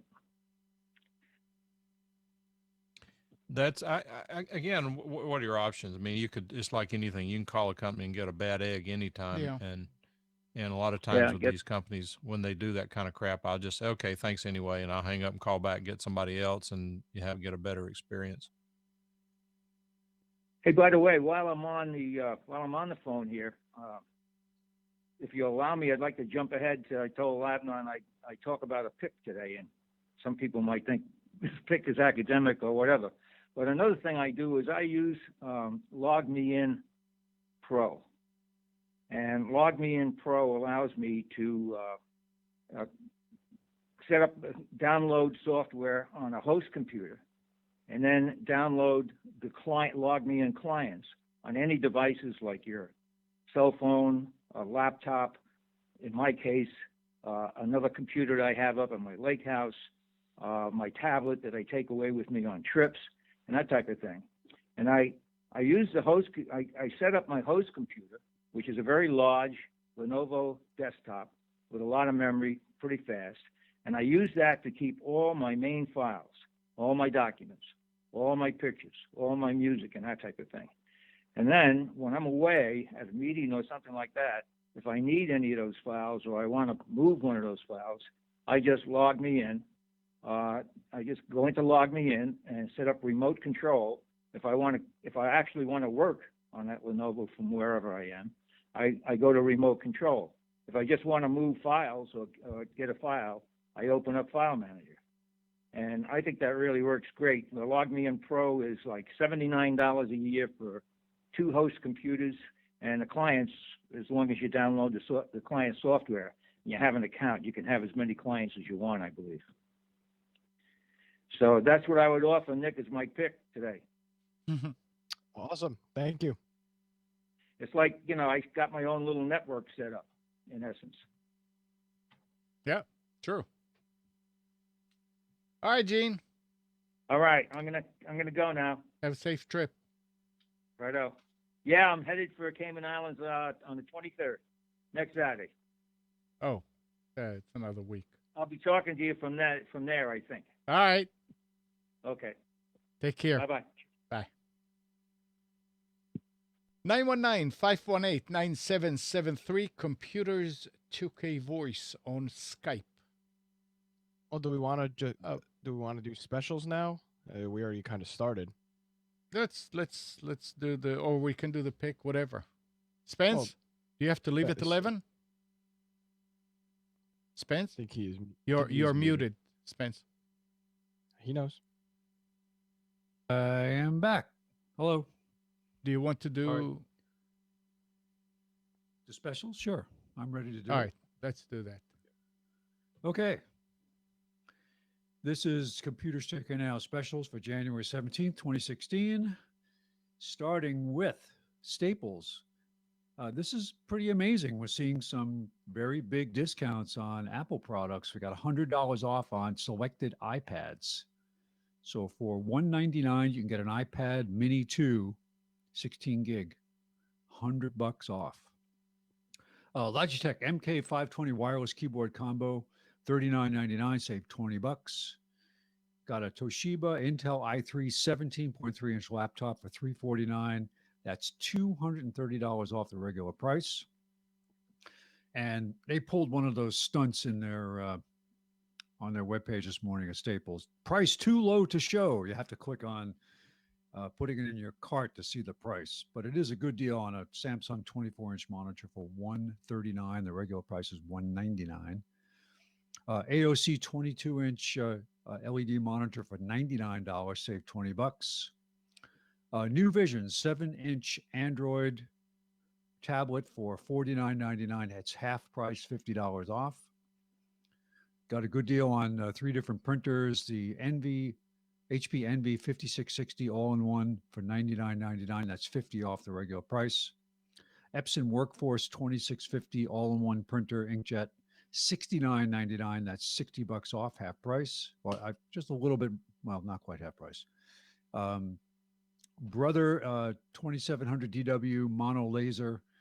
This is a printer scanner fax copier with a sheet feeder. I have the earlier version of this same printer, $129.99. That's $70 off. PNY 120 gig SSD drive for $49.99, and a Seagate Backup Plus 4 terabyte external USB 3.0 hard drive for $119.99. That's $10 off. That was all at Staples. Moving to Best Buy, they've got 2 products from J5 Create. One is a mini DisplayPort to VGA adapter for $19.99, say $15. The other is a USB 2.0 to VGA display adapter for $34.99, say $15. 240 gig PNY SSD for $79.99, that's $20 off. Seagate 4 terabyte internal drive, $149.99, save $25. It's actually cheaper in some cases to buy a 4 terabyte USB drive and take the drive out of the case than it is to buy a standalone drive. Remember when that was happening, Amnon, when we had the flooding in in Malaysia and all that? You could go out and buy a USB hard drive and get it cheaper than buying a raw drive. Western Digital 3 terabyte external USB 3.0 portable drive for $129.99, say $50. Acer Iconia 8-inch Windows tablet. Well, wait a minute. I got to confirm. I'm not sure that that's Windows. I think it's, there's another one on here that's going to be Windows tablet. $99.99, save $30. They have an Acer 23-inch LED monitor for $129.99, save $50. Targus Chill Pad. Actually, it's a chill mat, they call it. It looks like it's a little friendlier than the older versions. $19.99, save $10. Asus 15.6-inch Intel Core i3 laptop for $299.99. That's got a 1 terabyte hard drive, 4 gig of memory. That's a nice machine for $299. Dell 14-inch Celeron laptop with 1 year of Office 365. It is it's got 2 gig of memory and a 32 gig solid state drive for $199.99, say $30. That is all at Best Buy. Moving to Office Depot Office Max. They've got a Toshiba Satellite AMD A4 laptop for $249.99 after a $100 instant rebate and a $50 manufacturer's rebate. A Lenovo Slimline desktop AMD processor for $229.99. That's $70 off the regular price. We've got a Dell Inspiron laptop AMD A8 for $379.99. That's $170 off the regular price. Western Digital 3 terabyte USB backup drive for $129.99. The regular price is $169.99. Western Digital My Passport external 3.0 hard drive, 2 terabytes for $89.99. That's for PC or Mac. We've got a HP OfficeJet Pro 8610 for $99.99. That's half off, save $100. TP-Link AC 1750 wireless dual band gigabit router for $129.99. And if you buy that, you will get the gigabit extender for half price, which I think is $59. So if you buy the wireless router, you get to do the range extender for half price. I think it's normally $129 also for the range extender. D-Link wireless AC 1200 dual band gigabit cloud router, $74.99. Now, this is a lower price for AC, and they've been out there for a while. They've been kind of a price leader there. It's not a bad router, but I wouldn't say it's going to have the same distance advantages having internal antennas as to having external antennas. Usually the best way to get by some of the propagation issues with wireless is to have a router that's got both panel internal antennas and external antennas, because it all depends on orientation of the antenna and keeping it hopefully on the same plane as the device you're talking to. So the more antennas, the better, although it can get pretty confusing as far as how you orient it. But not a bad router for AC 1200 dual band. Good price. It's $15 off. We've got SanDisk USB 2.0 flash drives, 32 gig for $9.99 each, 16 gig for $5.99 each, and 64 gig for $18.99 each. And finally, we've got a Windows 10 tablet.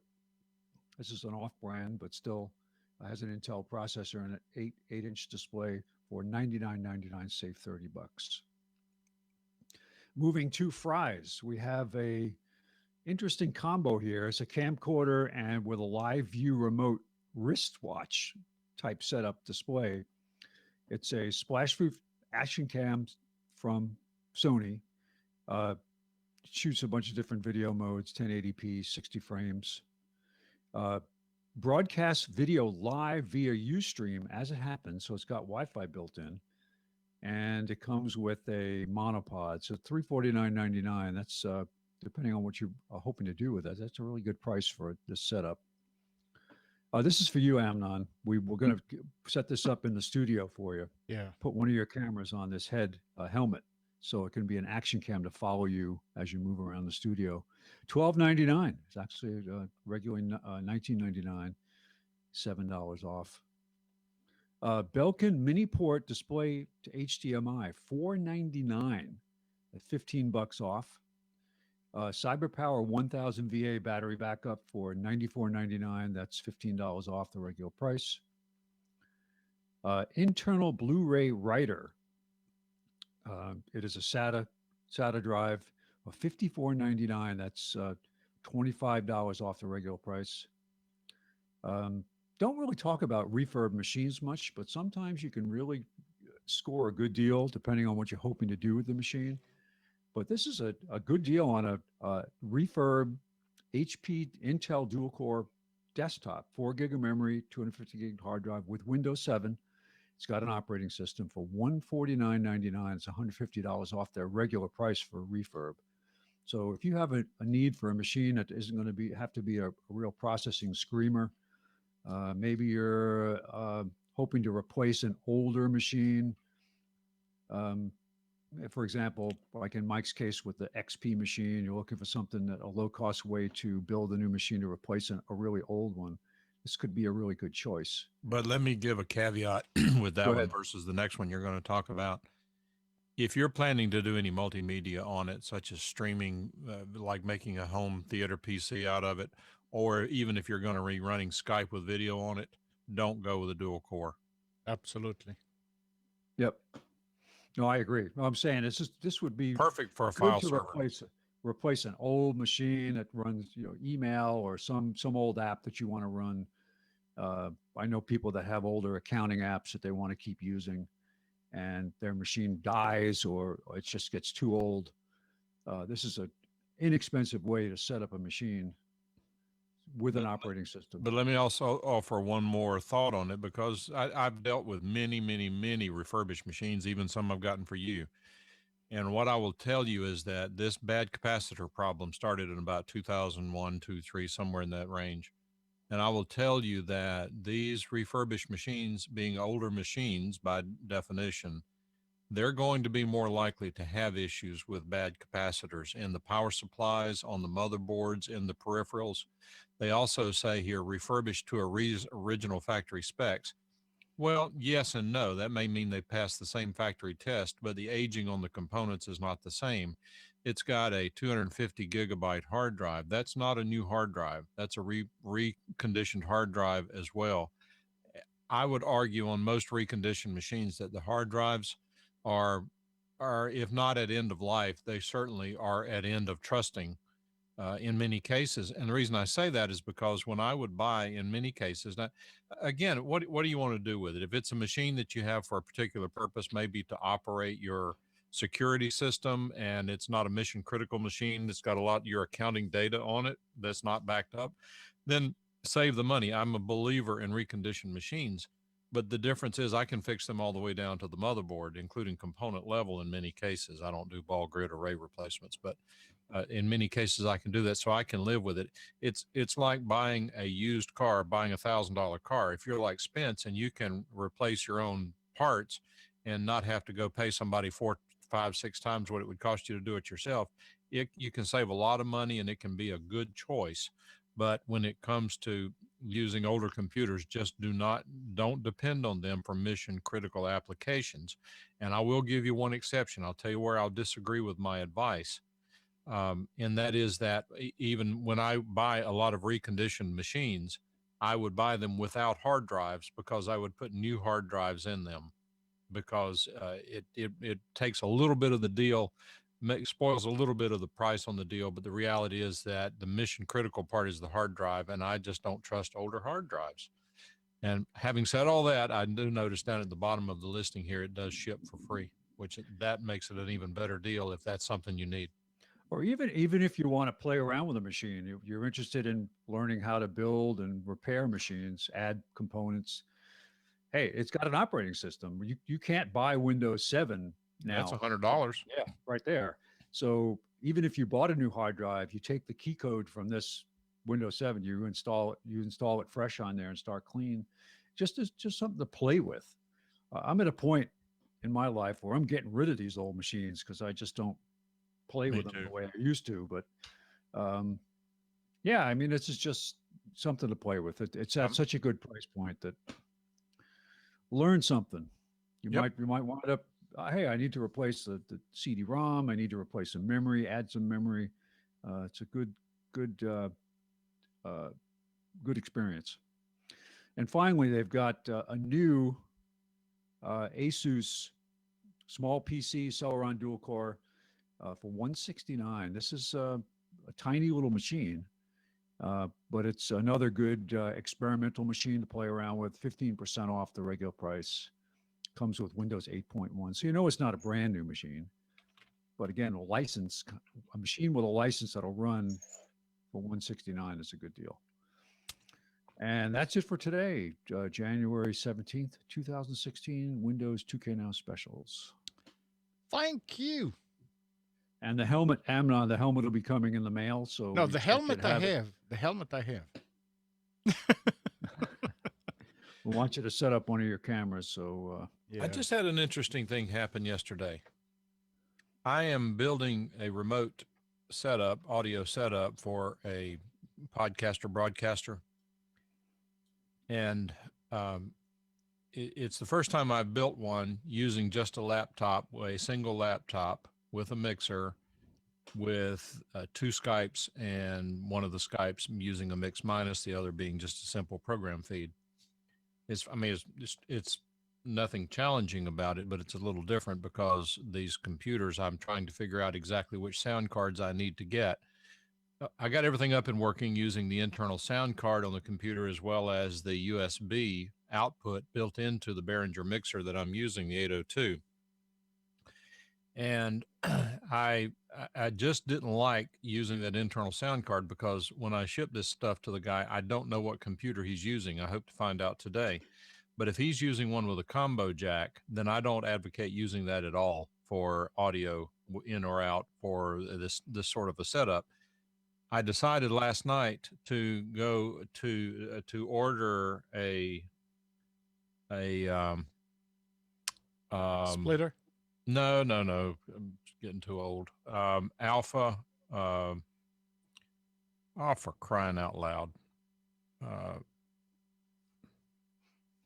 What is the name of the darn company? Anyway, it's called an Alpha, and what it is it's a USB interface. It's Lexicon Alpha. That's what. Geez. So it's a Lexicon Alpha. Alan, I don't know where .im is. Blab.im is in San Francisco. But anyway, I put the order in, and I decided to get 2 of them because Amnon, I was telling you that we needed to get a different sound card with a different name so that we wouldn't get confused over the Mhm. various sound cards. Right. And I ordered one of these for you as well. And the idea being that once it installs, it is, I don't get me started on Behringer, but I get it installed, and when it pops up in the Windows selection, it'll say Lexicon Alpha. It's very clear what it is. There are some issues with using this thing as a USB interface for podcasting, but it really is nothing more than a stereo sound card. And being a stereo in a sound card, it has balanced inputs, which means less chance of ground loop. So bottom line is I ordered 2 of those about 10 o'clock last night, or 8 o'clock, 9 o'clock. It was late. And it said that order within the next 6 hours and they will be delivered on Monday. Well, I ordered them and I got a notice today that they are shipping today for delivery tomorrow, and delivery tomorrow is by the U.S. Postal Service. Well, I did some research to find out where they're shipping from, and they're shipping from Columbia, South Carolina, which is typically 1 day UPS. So I get that. But I thought the post office was closed tomorrow. I did too. There's a special delivery for like next day mail and stuff, and it'll come with that. But this is only 2-day Prime. Yeah, I but I'm ordered saying that something- there is this, I ordered something Friday for 2-day Prime, and it's coming today. I didn't specially select it. It just said, "Do you want to use 2-day Prime?" I said yes. It said it would be delivered today. And Stargate Pioneer says that the USPS has been delivering on Sundays and holidays to make money now. Well, they always claimed that having to deliver the mails where they lost money. So now they're delivering mail to make money. And I realize it's packages and not letters, but okay. And so that's what he's saying, is packages only. And, Yeah.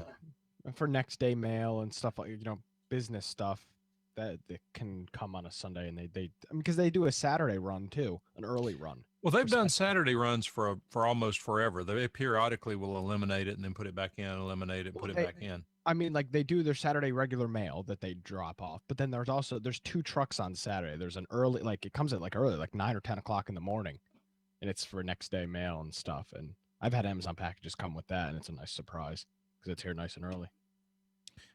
Somehow I get the sense, I don't know if you guys have seen it, I'm starting to see rumblings where Amazon Prime is beginning to deteriorate. What do you For mean? example, there's a buddy of mine here. He actually has a piece of equipment I own. I loaned it to him because I had no place to put it, a bandsaw. He was complaining that his Prime shipments are taking like 3 to 5 days for his stuff to get there. And the people on the same woodworking forum were saying to him they were not having that same experience.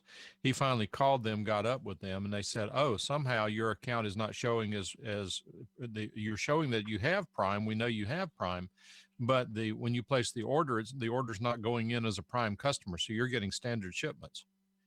And so he said, "Okay, great, problem solved." He placed another order, and it's still quoting him 3 days to get there. I never had a problem. The only problem I had that it comes the next day instead of 2 days. Oh, that's amazing. It's pretty. Well, I ordered some stuff for Andrew's daughter as a baby shower gift for them. I ordered it on Sunday night, and he got it Monday morning. Yeah.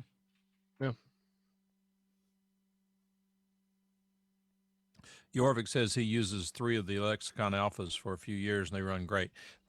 I mean, I hate to talk about your stuff there, Mike, but they really are cheap sound cards. There's nothing magic about them. The money they originally were like $69, $79 a piece. They're on closeout right now for $49 a piece.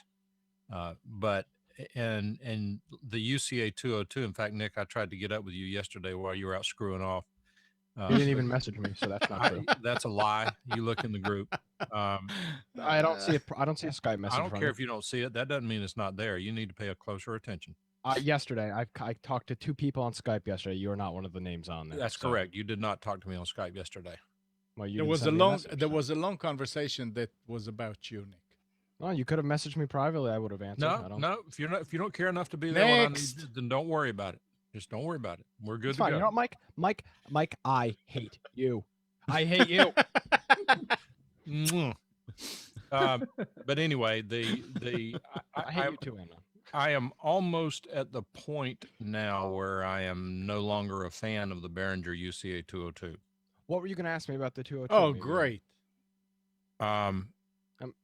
Amnon, that's for Yeah, but new you have a installation. Delta. Just kidding. You have No, a no, Delta no. 1010 LT, so It's a fair question, Amnon. It's a fair comment because I'm talking about for newer installations. Yeah. No, it makes Um, sense because I know what I went through with two They're different becoming more UCA. trouble than Yeah. they're worth. Yeah.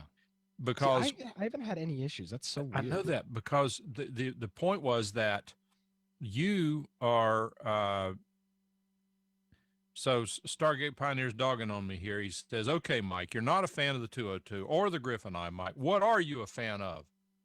You are. well, That's not true. You are a fan of the 202. That Yeah. you are a fan of the 202. under the and I'll answer them. It's a fair. Again, these are good questions, and I'll give you my opinion on that, Stargate. But what the issue is that it doesn't affect most people. It only affects us weirdos where we're using these cards for. I know that. I'm playing with you. You got to get the sense of humor here.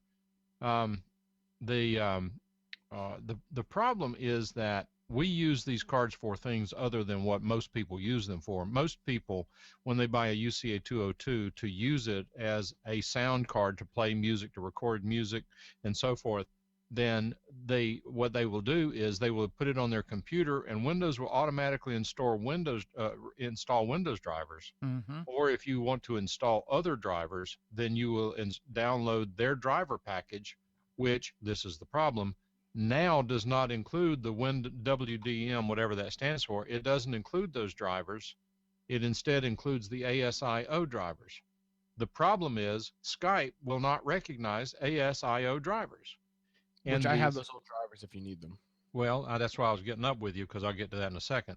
But if so, you go in and you install those ASIO drivers. Now what happens is ASIO takes over that card, and it will prevent you from using any other driver other than the ASIO driver. It does that on purpose. That's not a problem or a bug. It intentionally takes control of that card. And so a problem I was fighting yesterday is after I installed, I tried to figure out, I thought I had the right drivers for the UCA 202 for this application. And so I installed the drivers, and it says, okay, you want to install these ASIO drivers? No, I don't. And I went back and I found the old package that Nick had found before that had the older drivers in it. And it said that they were 32-bit drivers. I said, okay, that's fine. That's what we used. Nope, wouldn't install 32-bit drivers. I said, now I don't remember what we did to get it to work. Well, then I said, screw it. I'm just going to go back with the Windows drivers. They were working before. At least they'll get me through testing. Well, then all of a sudden, now this computer won't recognize the UCA 202. Yeah, you have to unplug it and plug it back in Did certain all that, order. couldn't And get it to recognize it. What I did was go back through the ASIO installation, and there's a function in there where you tell it to, when you start the ASIO package, it says, do you want to install or uninstall? Well, I had already done the uninstall, but I did it again. This time when I rebooted, it found actually it was not the 202, it was actually the Behringer mixer, but it's the same sound card, same issue. So it found the Behringer mixer, but when I went into Device Manager, there was a yellow exclamation point beside the driver. but it was working. No, Oh, wasn't working. And I said, what the heck? Why aren't the Windows drivers installing? And I farted around with it and couldn't get it working. And I finally took a flying leap at it. And what I did was, and this I haven't figured out why it worked. I'm sure it's logical. But what I did was I went into Device Manager and I said, oh, by the way, before I went through that uninstall process, I went through the Device Manager properties, told it to update driver, grayed out. Yeah, you have to click administrator. Grayed out. And so anyway, I went through the uninstall and went back in, it recognized it. Then all of a sudden I have update driver. And what I did was I pointed the update location to my server drive. I have an installs folder on my server. And I went to what I thought to be the last package that you sent, the older one, the older XP package, and I don't even know if it was 32 or 64-bit, but I said, search here and find a driver. It found one. It said, now installing WDM drivers. And so I installed it. It works perfectly. Yeah, I've got on my server here, I've got version 2.8.40. I don't know if is that what you have? It is, but you know what? If you go to the 2.9.4.0 install package, it says it has the 2.8.4.0 drivers in it. Yeah, I don't know. I sent you a link on Skype. I've got the x86 and the Win32, so both are in there. Well, this was because it was a 64-bit. It wanted the 64-bit drivers. Yeah. So anyway, I got both in here. when I say I'm not a fan of it, understand what I'm saying is that Nick figured it out before I did, and then I figured it out, and then I forgot what we did, because you know how these things work. You spend all this time trying to get things to work. You get it working. Instead of going back and figuring out what you did, you say, screw it and go do something fun, as long as it's working. But I need to go back, and as far as this process is concerned, if I go back and remind myself what the process is to get these installed without having to fight all these problems, I have no problem with the hardware. It's the driver support that I have a problem with. The other part of that being that and here's something I don't know, is how will the UCA 202 work in Windows 10 with Skype? It works fine. I've got a better question. How would the UCA 202 and those lexicon ones work together, and how many lexicons can you put in? I would never put more than one. But no, Mike, to answer your question, there is no problems with Windows 10. And I mean, I'm using the UCA 202 and the Behringer mixer. Right. I understand, but and I could here on 1 to 7. It's not a problem doing that. The problem is the name. It's an old guy thing. The names look so similar, and well, you change the names inside of Windows. Did that, and but unfortunately, sometimes it loses them. Yep. What do you mean? See, I'm interested in that because you've said this to me on more than one occasion. It happened here. I saw it. No, I get that, and you said it on more than one occasion. I've never had it. And I understand that, and I don't disagree with you, but I'm telling you that if, let's say, for example, I'm just making this up. This is not what happened, but let's say that you have it on a laptop computer, okay, which many people do. And you take the laptop out and you go, whatever you're going to go do, you go to a podcasting meetup and you come back in, you're setting everything back up, you plug the UCA 202 back in. It may or may not recognize it the way it did before. And if it puts it, if you like, let's say you plug it into a different USB port. In fact, that's what Amnon did. He took it out of one port and plugged it into another. And then we're sitting there trying to select the card, and it has renamed the card back to the default because we changed USB ports. Yeah, I'm not sure. No, it happens the next day without changing anything, just rebooting. Well, it changed while I was there. Yeah, that's where I was putting things in order, so to speak, and you can't do that. Yeah, you're right. But so anyway, it's not a problem if it's like anything else. If you know what the problem is and you know how to fix it, it's just an annoyance. But when we get this Lexicon Alpha in, I've used them before. I've installed one at a radio station down in Smithfield. It's working perfectly. It does a good job. It's balanced in and out, which is worth the additional cost. In fact, if these things are being discontinued, depending on how well it works in these applications, I might buy a few more of them because I don't know if there's going to be something out there to replace it. But what I'm talking about, when talking about balanced, it's a 3-wire connection. The cable is tip ring sleeve, which is a 3-wire connection. It's not stereo. That cable is used it's the same cable that's often used for stereo audio, for example, but this is a balanced connection, which means it has 2 audio wires and a ground. But if you connect from the most mixers, for example, the Behringer mixers, the PreSonus mixers, those all have balanced inputs and outputs. They will work balanced or unbalanced. But if you plug a TRS into the mixer, it can then go balanced TRS into the Lexicon Alpha. And it doesn't absolutely eliminate ground loops, but it reduces the possibility of ground loops. By the way, there is another benefit of the Lexicon Alpha in that it is USB bus powered. So it's not going to introduce a new power supply ground, since it's getting its power from the computer. That is, connecting from the computer, audio from the computer to the Lexicon Alpha I mean, plugging that in is unlikely to cause an additional ground loop, but you still have the issue of a ground loop between the mixer and the Lexicon Alpha. Now, Doug is asking, he said, I've not tried a 202, but of the three Saiba Multimedia, StarTech, and Griffin iMic, the iMic works best for me. Scary, this is on a Windows PC and not a Mac. Would a Lexicon be an upgrade? The answer is probably no, because well, it depends. Let me qualify that. If you want to have a balanced circuit, then a Lexicon would be an upgrade, because even though it's electronically balanced, it is balanced. And what that means is that it's balanced. You can look it up. I wrote an article on the iBroadcastNetwork.org site about balance versus unbalanced. As to whether, the reason I said no, it's not an upgrade, because most of these cheap Chinese sound cards have the same or similar chipsets in them. Most of them are really crappy. For Skype, it doesn't matter. For Blab, it doesn't matter, because the places, and I'm not being funny about that. That's not our inside joke about it. It's just Blab. But the inability of Blab to reproduce the sound differences makes them okay for that purpose. The other thing is that if you're using Skype as a telephone connection, the cheapest sound card you can get will be far beyond the quality that a telephone call can reproduce. So they're great for that application as well. The real benefit of the the Lexicon Alpha is that it has the balanced input and output, plus it is USB bus powered. One of the disadvantages may be, and one of the reasons they're probably disconnecting it, is because it's USB 1.1. Having said that, USB 1.1 is plenty fast for almost any stereo audio. It's not a limitation. It works fine.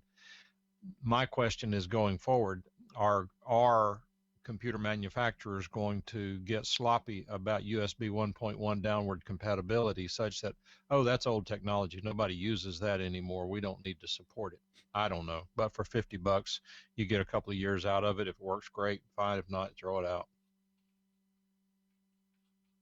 UCA 202, the reason I liked it so much is because it was a really unusual design on Behringer's part, because the chipset they used in it was extraordinary. It made no sense at all why Behringer used such a very high quality chipset in the UCA 202. That chip, the main chip, Burr Brown chip, has been discontinued. I don't know what the new ones are using. I haven't opened up one lately, whether they had a lifetime supply of those or whether they've come up with another chip. But there are some tests, online tests of the UCA 202 done by some people using $30,000 equipment analyzers that really tell you what is going on inside the box. These things pass with flying colors. There are some hackers out there who have added some modifications to the UCA 202 to make it even better, but I would not be able to hear the difference, and most people would not. You'd have to be listening critically in a very high quality sound system to be able to discern those differences, and in most cases, an audiophile who can hear it clearly would have to point out, all right, listen to the bass drum here, listen to the bass drum here, hear the difference? Oh yeah, now I hear the difference. So Jorvik says a USB hub could be used later if PC discontinued USB 1. You would think so. You would think that would be a good solution. That may be. Most companies will tell you not to use a USB hub for most of their things, as if they all want the direct connect hub on the computer. Of course, with newer computers, you got a lot more USB ports than you used to have, so it's not the problem it used to be. Yep. All right. Pick of the week? Picks of the week. Picks of the week. Yes. All right. Who's going first? I can go first if everybody. Go. Okay. So, actually, none of you know. I haven't showed any of you guys this shit either. So, I was, yeah. So I'm a weather nerd. That's pretty obvious.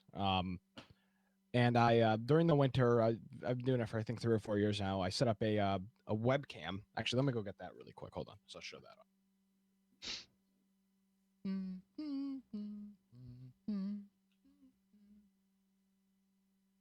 Do you know that the other night I did about 2 seconds of this theme and they flagged it? on You're YouTube? kidding. Singing it or playing it? Playing it. I Oh, mean, okay. it went, and that was it. Wow. They flagged it. Go ahead, Nick. All right, so I've been doing this snow cam thing, and I recently got an upgrade thanks to Andrew Zarian. But so this is what it is, and I think I've showed this off before. This is a floodlight enclosure. It had like a halogen bulb in it. It was like, I want to say like $15 on at Home Depot or Lowe's, and just threw some styrofoam in there, and I have a wooden block mounted outside where this thing goes into. The problem is we get a lot of our snow here at night. I mean, it gets dark at like 4:30. So I had a Microsoft HD 5000 in there for a while, and the low light performance wasn't really good. So I got this C920, and its low light performance is good, but it washes the picture out a lot when you crank up the low light. So I was in the spot where I either was going to have to switch back to the old camera that's got lower resolution and lower picture quality, or get some kind of light. So I did some researching, and I got this on Amazon. This is a 10-watt LED. There's 9 LEDs in it. It's a 10-watt LED RGB floodlight, and I'll plug this in.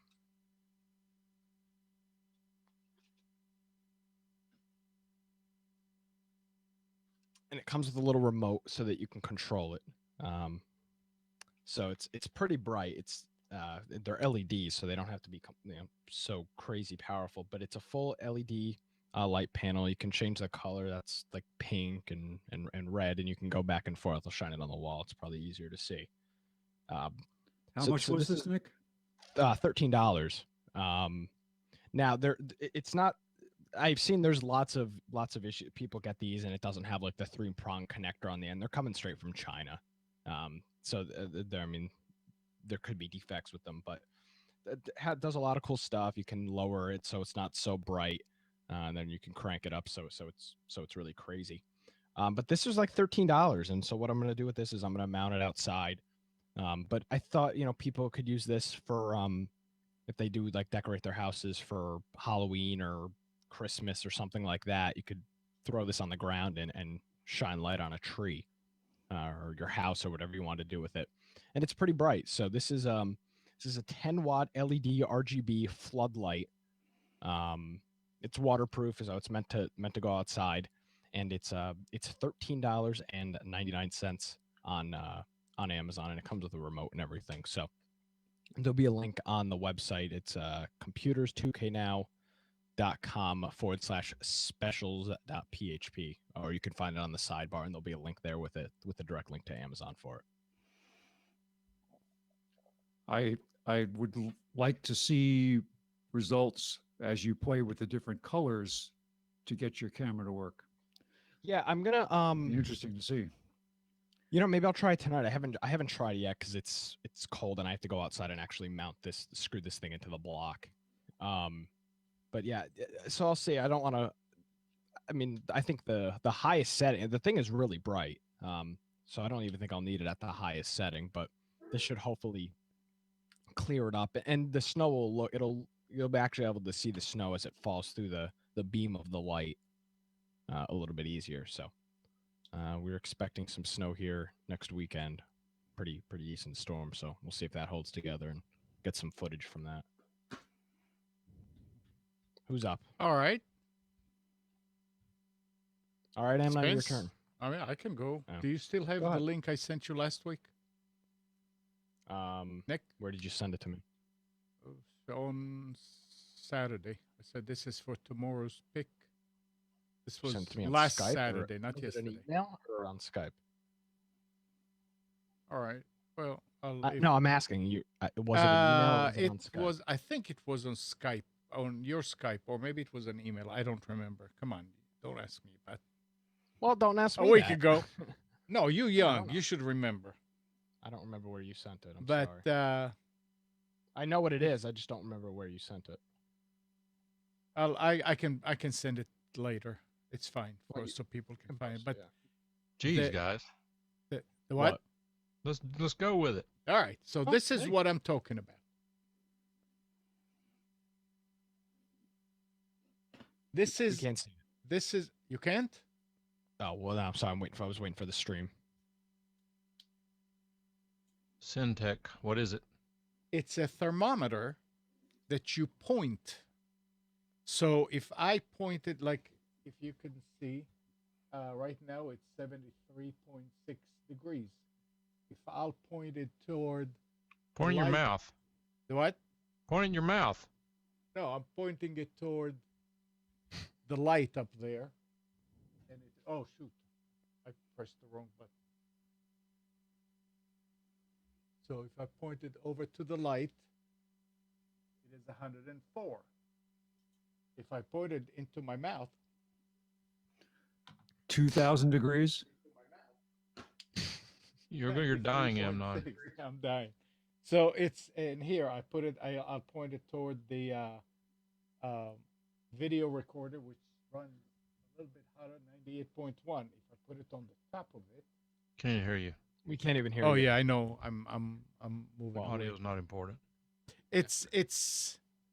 It works really nice, and to check on computers, this is great to find out what's getting hot if something is overheating. I use it all the time. It is something like $20 on Harbor Freight, and I'll send you the link again, Nick. Well, you can Horror just post it on the site. Yeah. Okay. So I what? have a- That's a thermal thermometer, right? Isn't that Yeah. what that's called? Cor- I have a similar one. It's Yeah, it does pistol the grip type. same kind of job, only this one is kind of like Yep. 30, $40. Yeah, this was a I little think, more. on sale like 20, 25. Yeah. But extremely handy for if you're working on something and you want to know if a component is overheating or, well, gee, I wonder what that particular chip is, the temperature is running at. Yep. Well, I use it when I work on cars. I use it when I just a lot of different things. I don't think it's all that accurate for great distances. They say the closer you get to the source of the heat, the better the readings are. But yeah, it's handy. I got one for my son, and he says, "Oh, this is great. I play around with it all the time, using it for pointed at the stove, at what the temperature of the pot is cooking at. It's just Yeah. interesting." It's only $10. What was that? Which one? The little one? Yeah, the one that I just posted the link. It's $10 at Harbor Freight. Okay. Yeah. So that's what it is now. I think I got this at Harbor Freight with a coupon. I don't remember, but I bought the latest one I bought was at Lowe's was $20. There you go. So Yep. That's the handy. one. Absolutely. You can point it in your ear, and tell what your temperature is, right? Yeah, there you go. And you don't need to turn it off. It'll turn off itself after about a minute that if you don't do anything. So the battery, it saves the battery here. Let's put it in my ear. 90.3. All right, my turn. Sure. What's up? All right, so my wife works for state government to the extent that government workers work, and Come on. their IT department, which is very large, whenever they complain about things not working, they have their little bag of tools that they bring with them to solve problems and make the employees think they're working on it. And one of the things that happened was she was having problems with her keyboard. So the guy who really is a sharp guy, he's a good guy, he's a sharp guy, he comes in and he brings in this little device here, which is a blower. It is not a vacuum, it is a blower. And he uses this to blow all of her food out of her keyboard, all the crumbs, which of course solves the problem since that was the problem. She was looking for a present to get me for Christmas since she had seen them use this when she got me this. And when she got it, I looked at it and I said, well, I have an air compressor. I didn't say it, but I said, we'll see how it goes. I'm not sure how Well, she's typing in chat, so she's obviously listening to you. So you just Yeah, she is, but she'll get over it. But so anyway, I said we'll see how it goes. I mean, it's no harm done, no foul, harm, no foul. And what I have since learned is not only is it very useful for cleaning the cobwebs out of computers, it's not extremely powerful. I mean, it's a small unit. It's not extremely powerful, but that's actually to your benefit because if you use an air compressor incorrectly, you can blow the components off a motherboard. Absolutely. I was going to say, don't Well, choose here's the thing, Mike. Compressed air, can of compressed air. That's that was like $8 or $9 a can. You're Gilberting, but yes, it's anywhere from $5 to $7 a can, and you know how that is. That whenever you really need it, the can's empty or it's Yeah. lost pressurization or something. So, anyway, not only did I start using it for that purpose, well, but I mean, think about it. If you need compressed air, and my compressor is upstairs in my workroom, and if I'm going to blow the cobwebs out of a computer, I'm going to take it out on my back deck so that the dust is outside and not inside. Well, how am I supposed to get that compressed air from my upstairs down? Well, I thought about getting a portable tank, which they're not expensive, but they're bulky and you have to store them. Well, anyway, I started using this for that purpose. Works great. But then I also found out that I'm a wannabe woodworker. I'm not having any success, but I have some really nice tools that I don't want the sawdust just sitting in them and building up and collecting and all that. Now, after I get done using my sliding compound miter saw, for example, I'll take this and use it to knock every bit of the sawdust off this thing. It looks like the day I bought it, keeping it clean, keeping that junk off of there. Anyway, it's a Datavac electric duster made by a company called Metrovac. I got it from Amazon. By the way, my son was here. He wants to be a woodworker too. He's also a computer guy. He saw it and he said, "Wow, where'd you saw me use it? Where'd you get that?" So Santa Claus brought him one. It's a model ED500, erectile dysfunction 500. Oh my God. And I posted a link in the chat at Amazon. It's $56.99, and which is not it's not bad. Made in the USA. The only thing I don't like about it, which is not really a problem, is this is not a continuous duty thing. I mean, once you start using it, if you leave it on too long, it starts getting really warm because there's a lot of torque. That motor is doing a lot of work. It's a 500 watt. Yeah.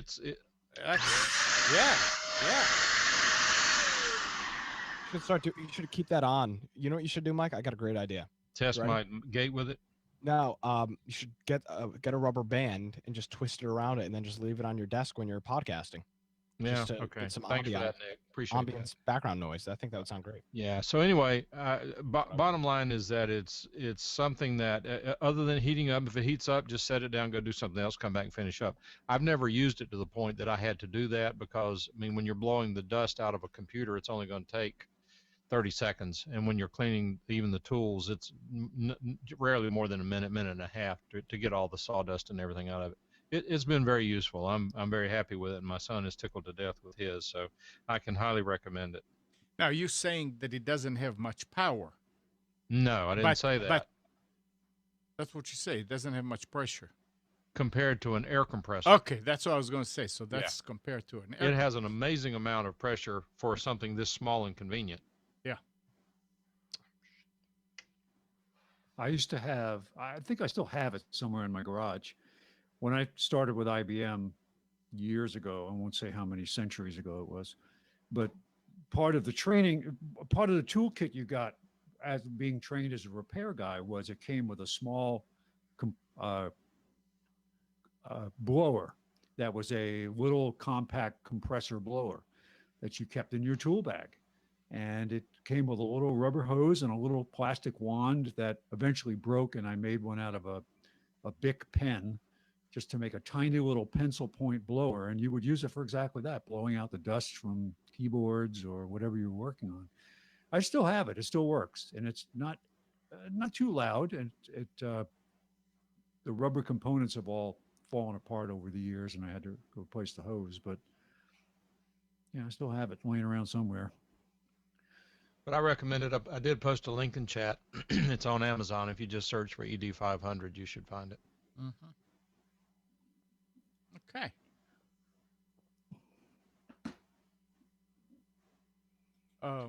And that should be everybody.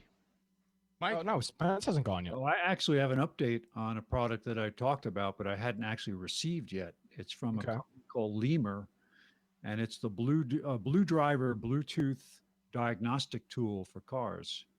So I've actually got it now and playing around with it. I've downloaded the app, and it's very impressive. Not only will it let you read codes and reset the codes that you're allowed to reset by law on your car, you can't falsify data, but you can. Unless if you're it- VW. Volkswagen.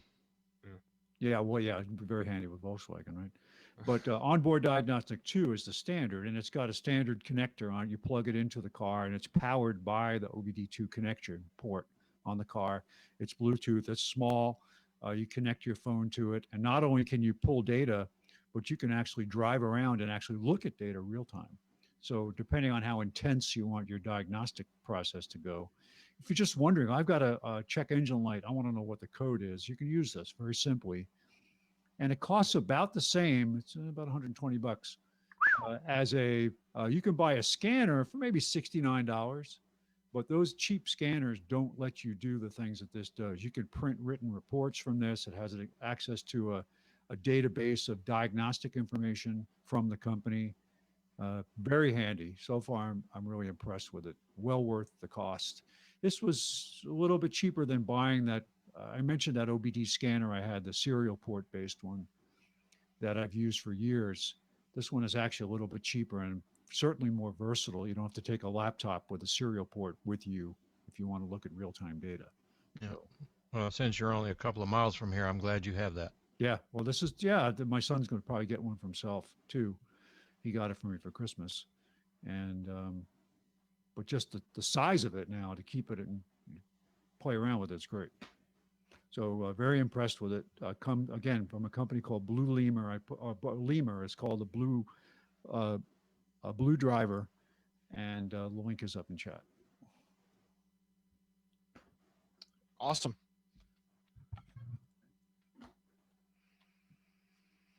Durham Question. Skyrider has joined us on Blab. She's local to us. Mike, I have a question. Why haven't you flown your drone yet? Well, Amnon, you're the only one who knows the reason why, so let's just leave it at that. Okay. All right. Let's just say that it's a matter of priorities. Is it one that you're gonna have to get the license plate and? I have no idea. I haven't taken that out of the box. Yes, he will most likely. Did you see that in California? They're proposing that it'll be registered with the license plate. Then And the license plate will weigh 1 pound Well, around all the zones because it's too heavy. That'll be good. yeah. All right. Anything else? No. There's a Panthers football game at 1 o'clock this afternoon. Oh, Yep, they're big going to deal. beat the Seahawks. Yep. I got a travel tip for everyone based on a horrible week that we've had here. All right. Number one, never go through Chicago. Think I'm joking? I'm dead serious. No, you're not. I'm laughing because I know. Never go through. Number one. Number two, never book a connecting flight that doesn't have at least a 1.5 hour layover. Sounds like a lot, but I'm telling you, plan to use the time to eat. Number three, never book the last flight of the day, because if you miss it, you're staying overnight. Now, the reason I say that is because my daughter flew to Seattle. She had 3 connections and missed all 3 thanks to the airlines. She had to stay. She went to Chicago, and they were an hour late getting there. Her connecting flight left 30 minutes before she got there, before she was able to get to the gate. Was it the same airline? All of it's the same airline, American. Yeah. So they then routed her through Dallas. So she flew that night from Chicago to Dallas. She got to Dallas 20 minutes after her connecting flight left, the last one of the day. they could go next morning. So she had to go stay in a hotel room in Dallas and get up and go back to the airport, get up, and then it was pretty uneventful.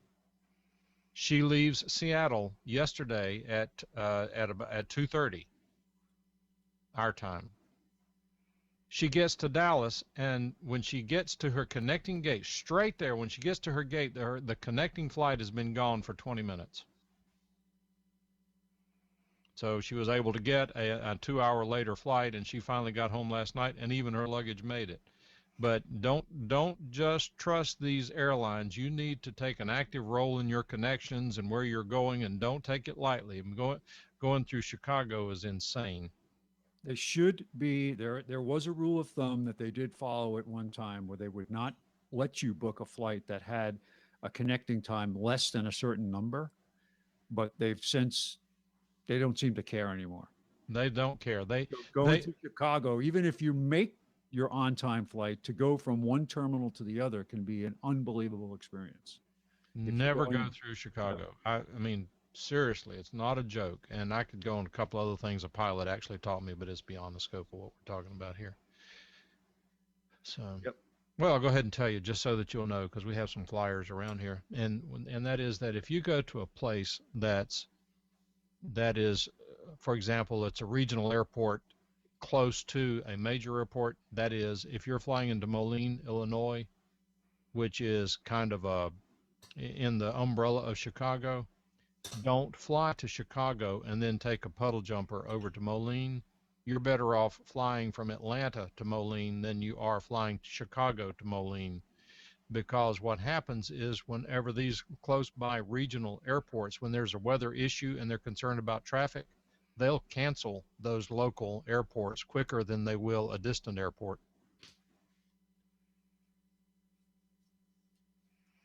Yeah, there's a rule for when you fly and set your flight plan, you have to have alternates, and you have basically a point of no return when you've gone more than 50% of your distance, that you have to be able to return to your original airport up to a certain point. And you're right, they will turn the local ones around, cancel them before the flight coming in from a long distance will have priority landing.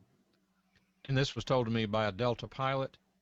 And when I was complaining about the airlines, how unconcerned and uncaring about their passengers, their customers, they really are. Of course, I mean, if you've got the million-mile status, they treat you like royalty, but most of us don't have that.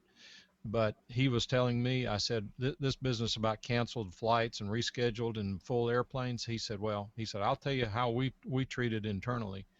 He said, if you've got a connecting flight, you need to make sure you've got at least 2 hours. I said, 2 hours? He said, yep. And I said, well, what about international? He said, 4 hours.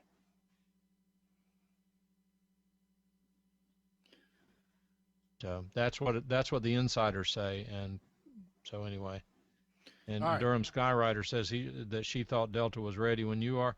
Well, you look, people get all bent out of shape complaining about the various airlines. There's not a lot of difference. I mean, they all do the same thing. They all learned how. It's like cable companies and cell phone companies. One figures out how to give bad service, and then the others quickly emulate it. But the airlines are the same way. But I will tell you that of the past 6-7 years, I've had dramatically better service out of Delta than I have out of American Air. And the same, I know. And she says I'm making a joke out of their slogan. Understand. But I will tell you that I will also tell you that if you go to places like Expedia, some of those, they don't list Southwest. You need to make sure you check Southwest before you fly, because they might have a better connection, a better price, and they don't have the $25 rip-off baggage fee that the others do. So Gene's son had the same problem going to CES. Don't go through Chicago. I grew up in a family that had. I want to end the show. We can continue it later. No, okay. We can continue later. I mean, we don't have to I can hang leave. up, but I want to. We're good. We're good. I want to end the recording. So Could you go ahead and end the recording, Amnon? You're holding us up. So good morning, Kathy, Hannah, Nabil, Mac, Norm, Katie, and Donna. Thank you, everybody, for tuning to Computers 2K Now. We hope you enjoyed and maybe learned something from our time together, remember to practice safe computing. Back up your hard drive and update your virus scanner. We'll be back here next Sunday at 9, but you can always reach us at computers2know.com. While you're at it, like us on Facebook, subscribe to our YouTube channel, tune in at 1 o'clock for My Life, My Will. And tonight it is the Tanya Love Show. Talk to you later.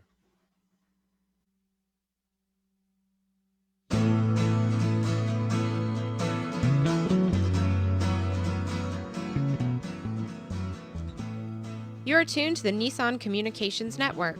Our weekly lineup of call-in programs includes Computers 2K Now with Amnon Nissan, My Life, My Will with Gisela DiCarlo, The Tanya Love Show, Help Then with Debbie Bruck, Breaking Free with Marilyn Shannon, Triangle Be Well with Howard Jacobson, Lunch and Learn with Rabbi Yisrael Cutler, Lessons of Vietnam with NCVVI members, Parent Dome with Ryan Miller, Current Affairs with Amnon Nissan. And if you tuned in too late, you can always watch each program in its entirety or download an MP3 audio file of it in the archives section on nissancommunications.com. Don't forget to subscribe to our YouTube channel, follow us on Twitter, and like us on Facebook. Sponsored by Atomos.com, makers of quality video recorders and converters, CarolinaApparel.com, and DeltaForce.net.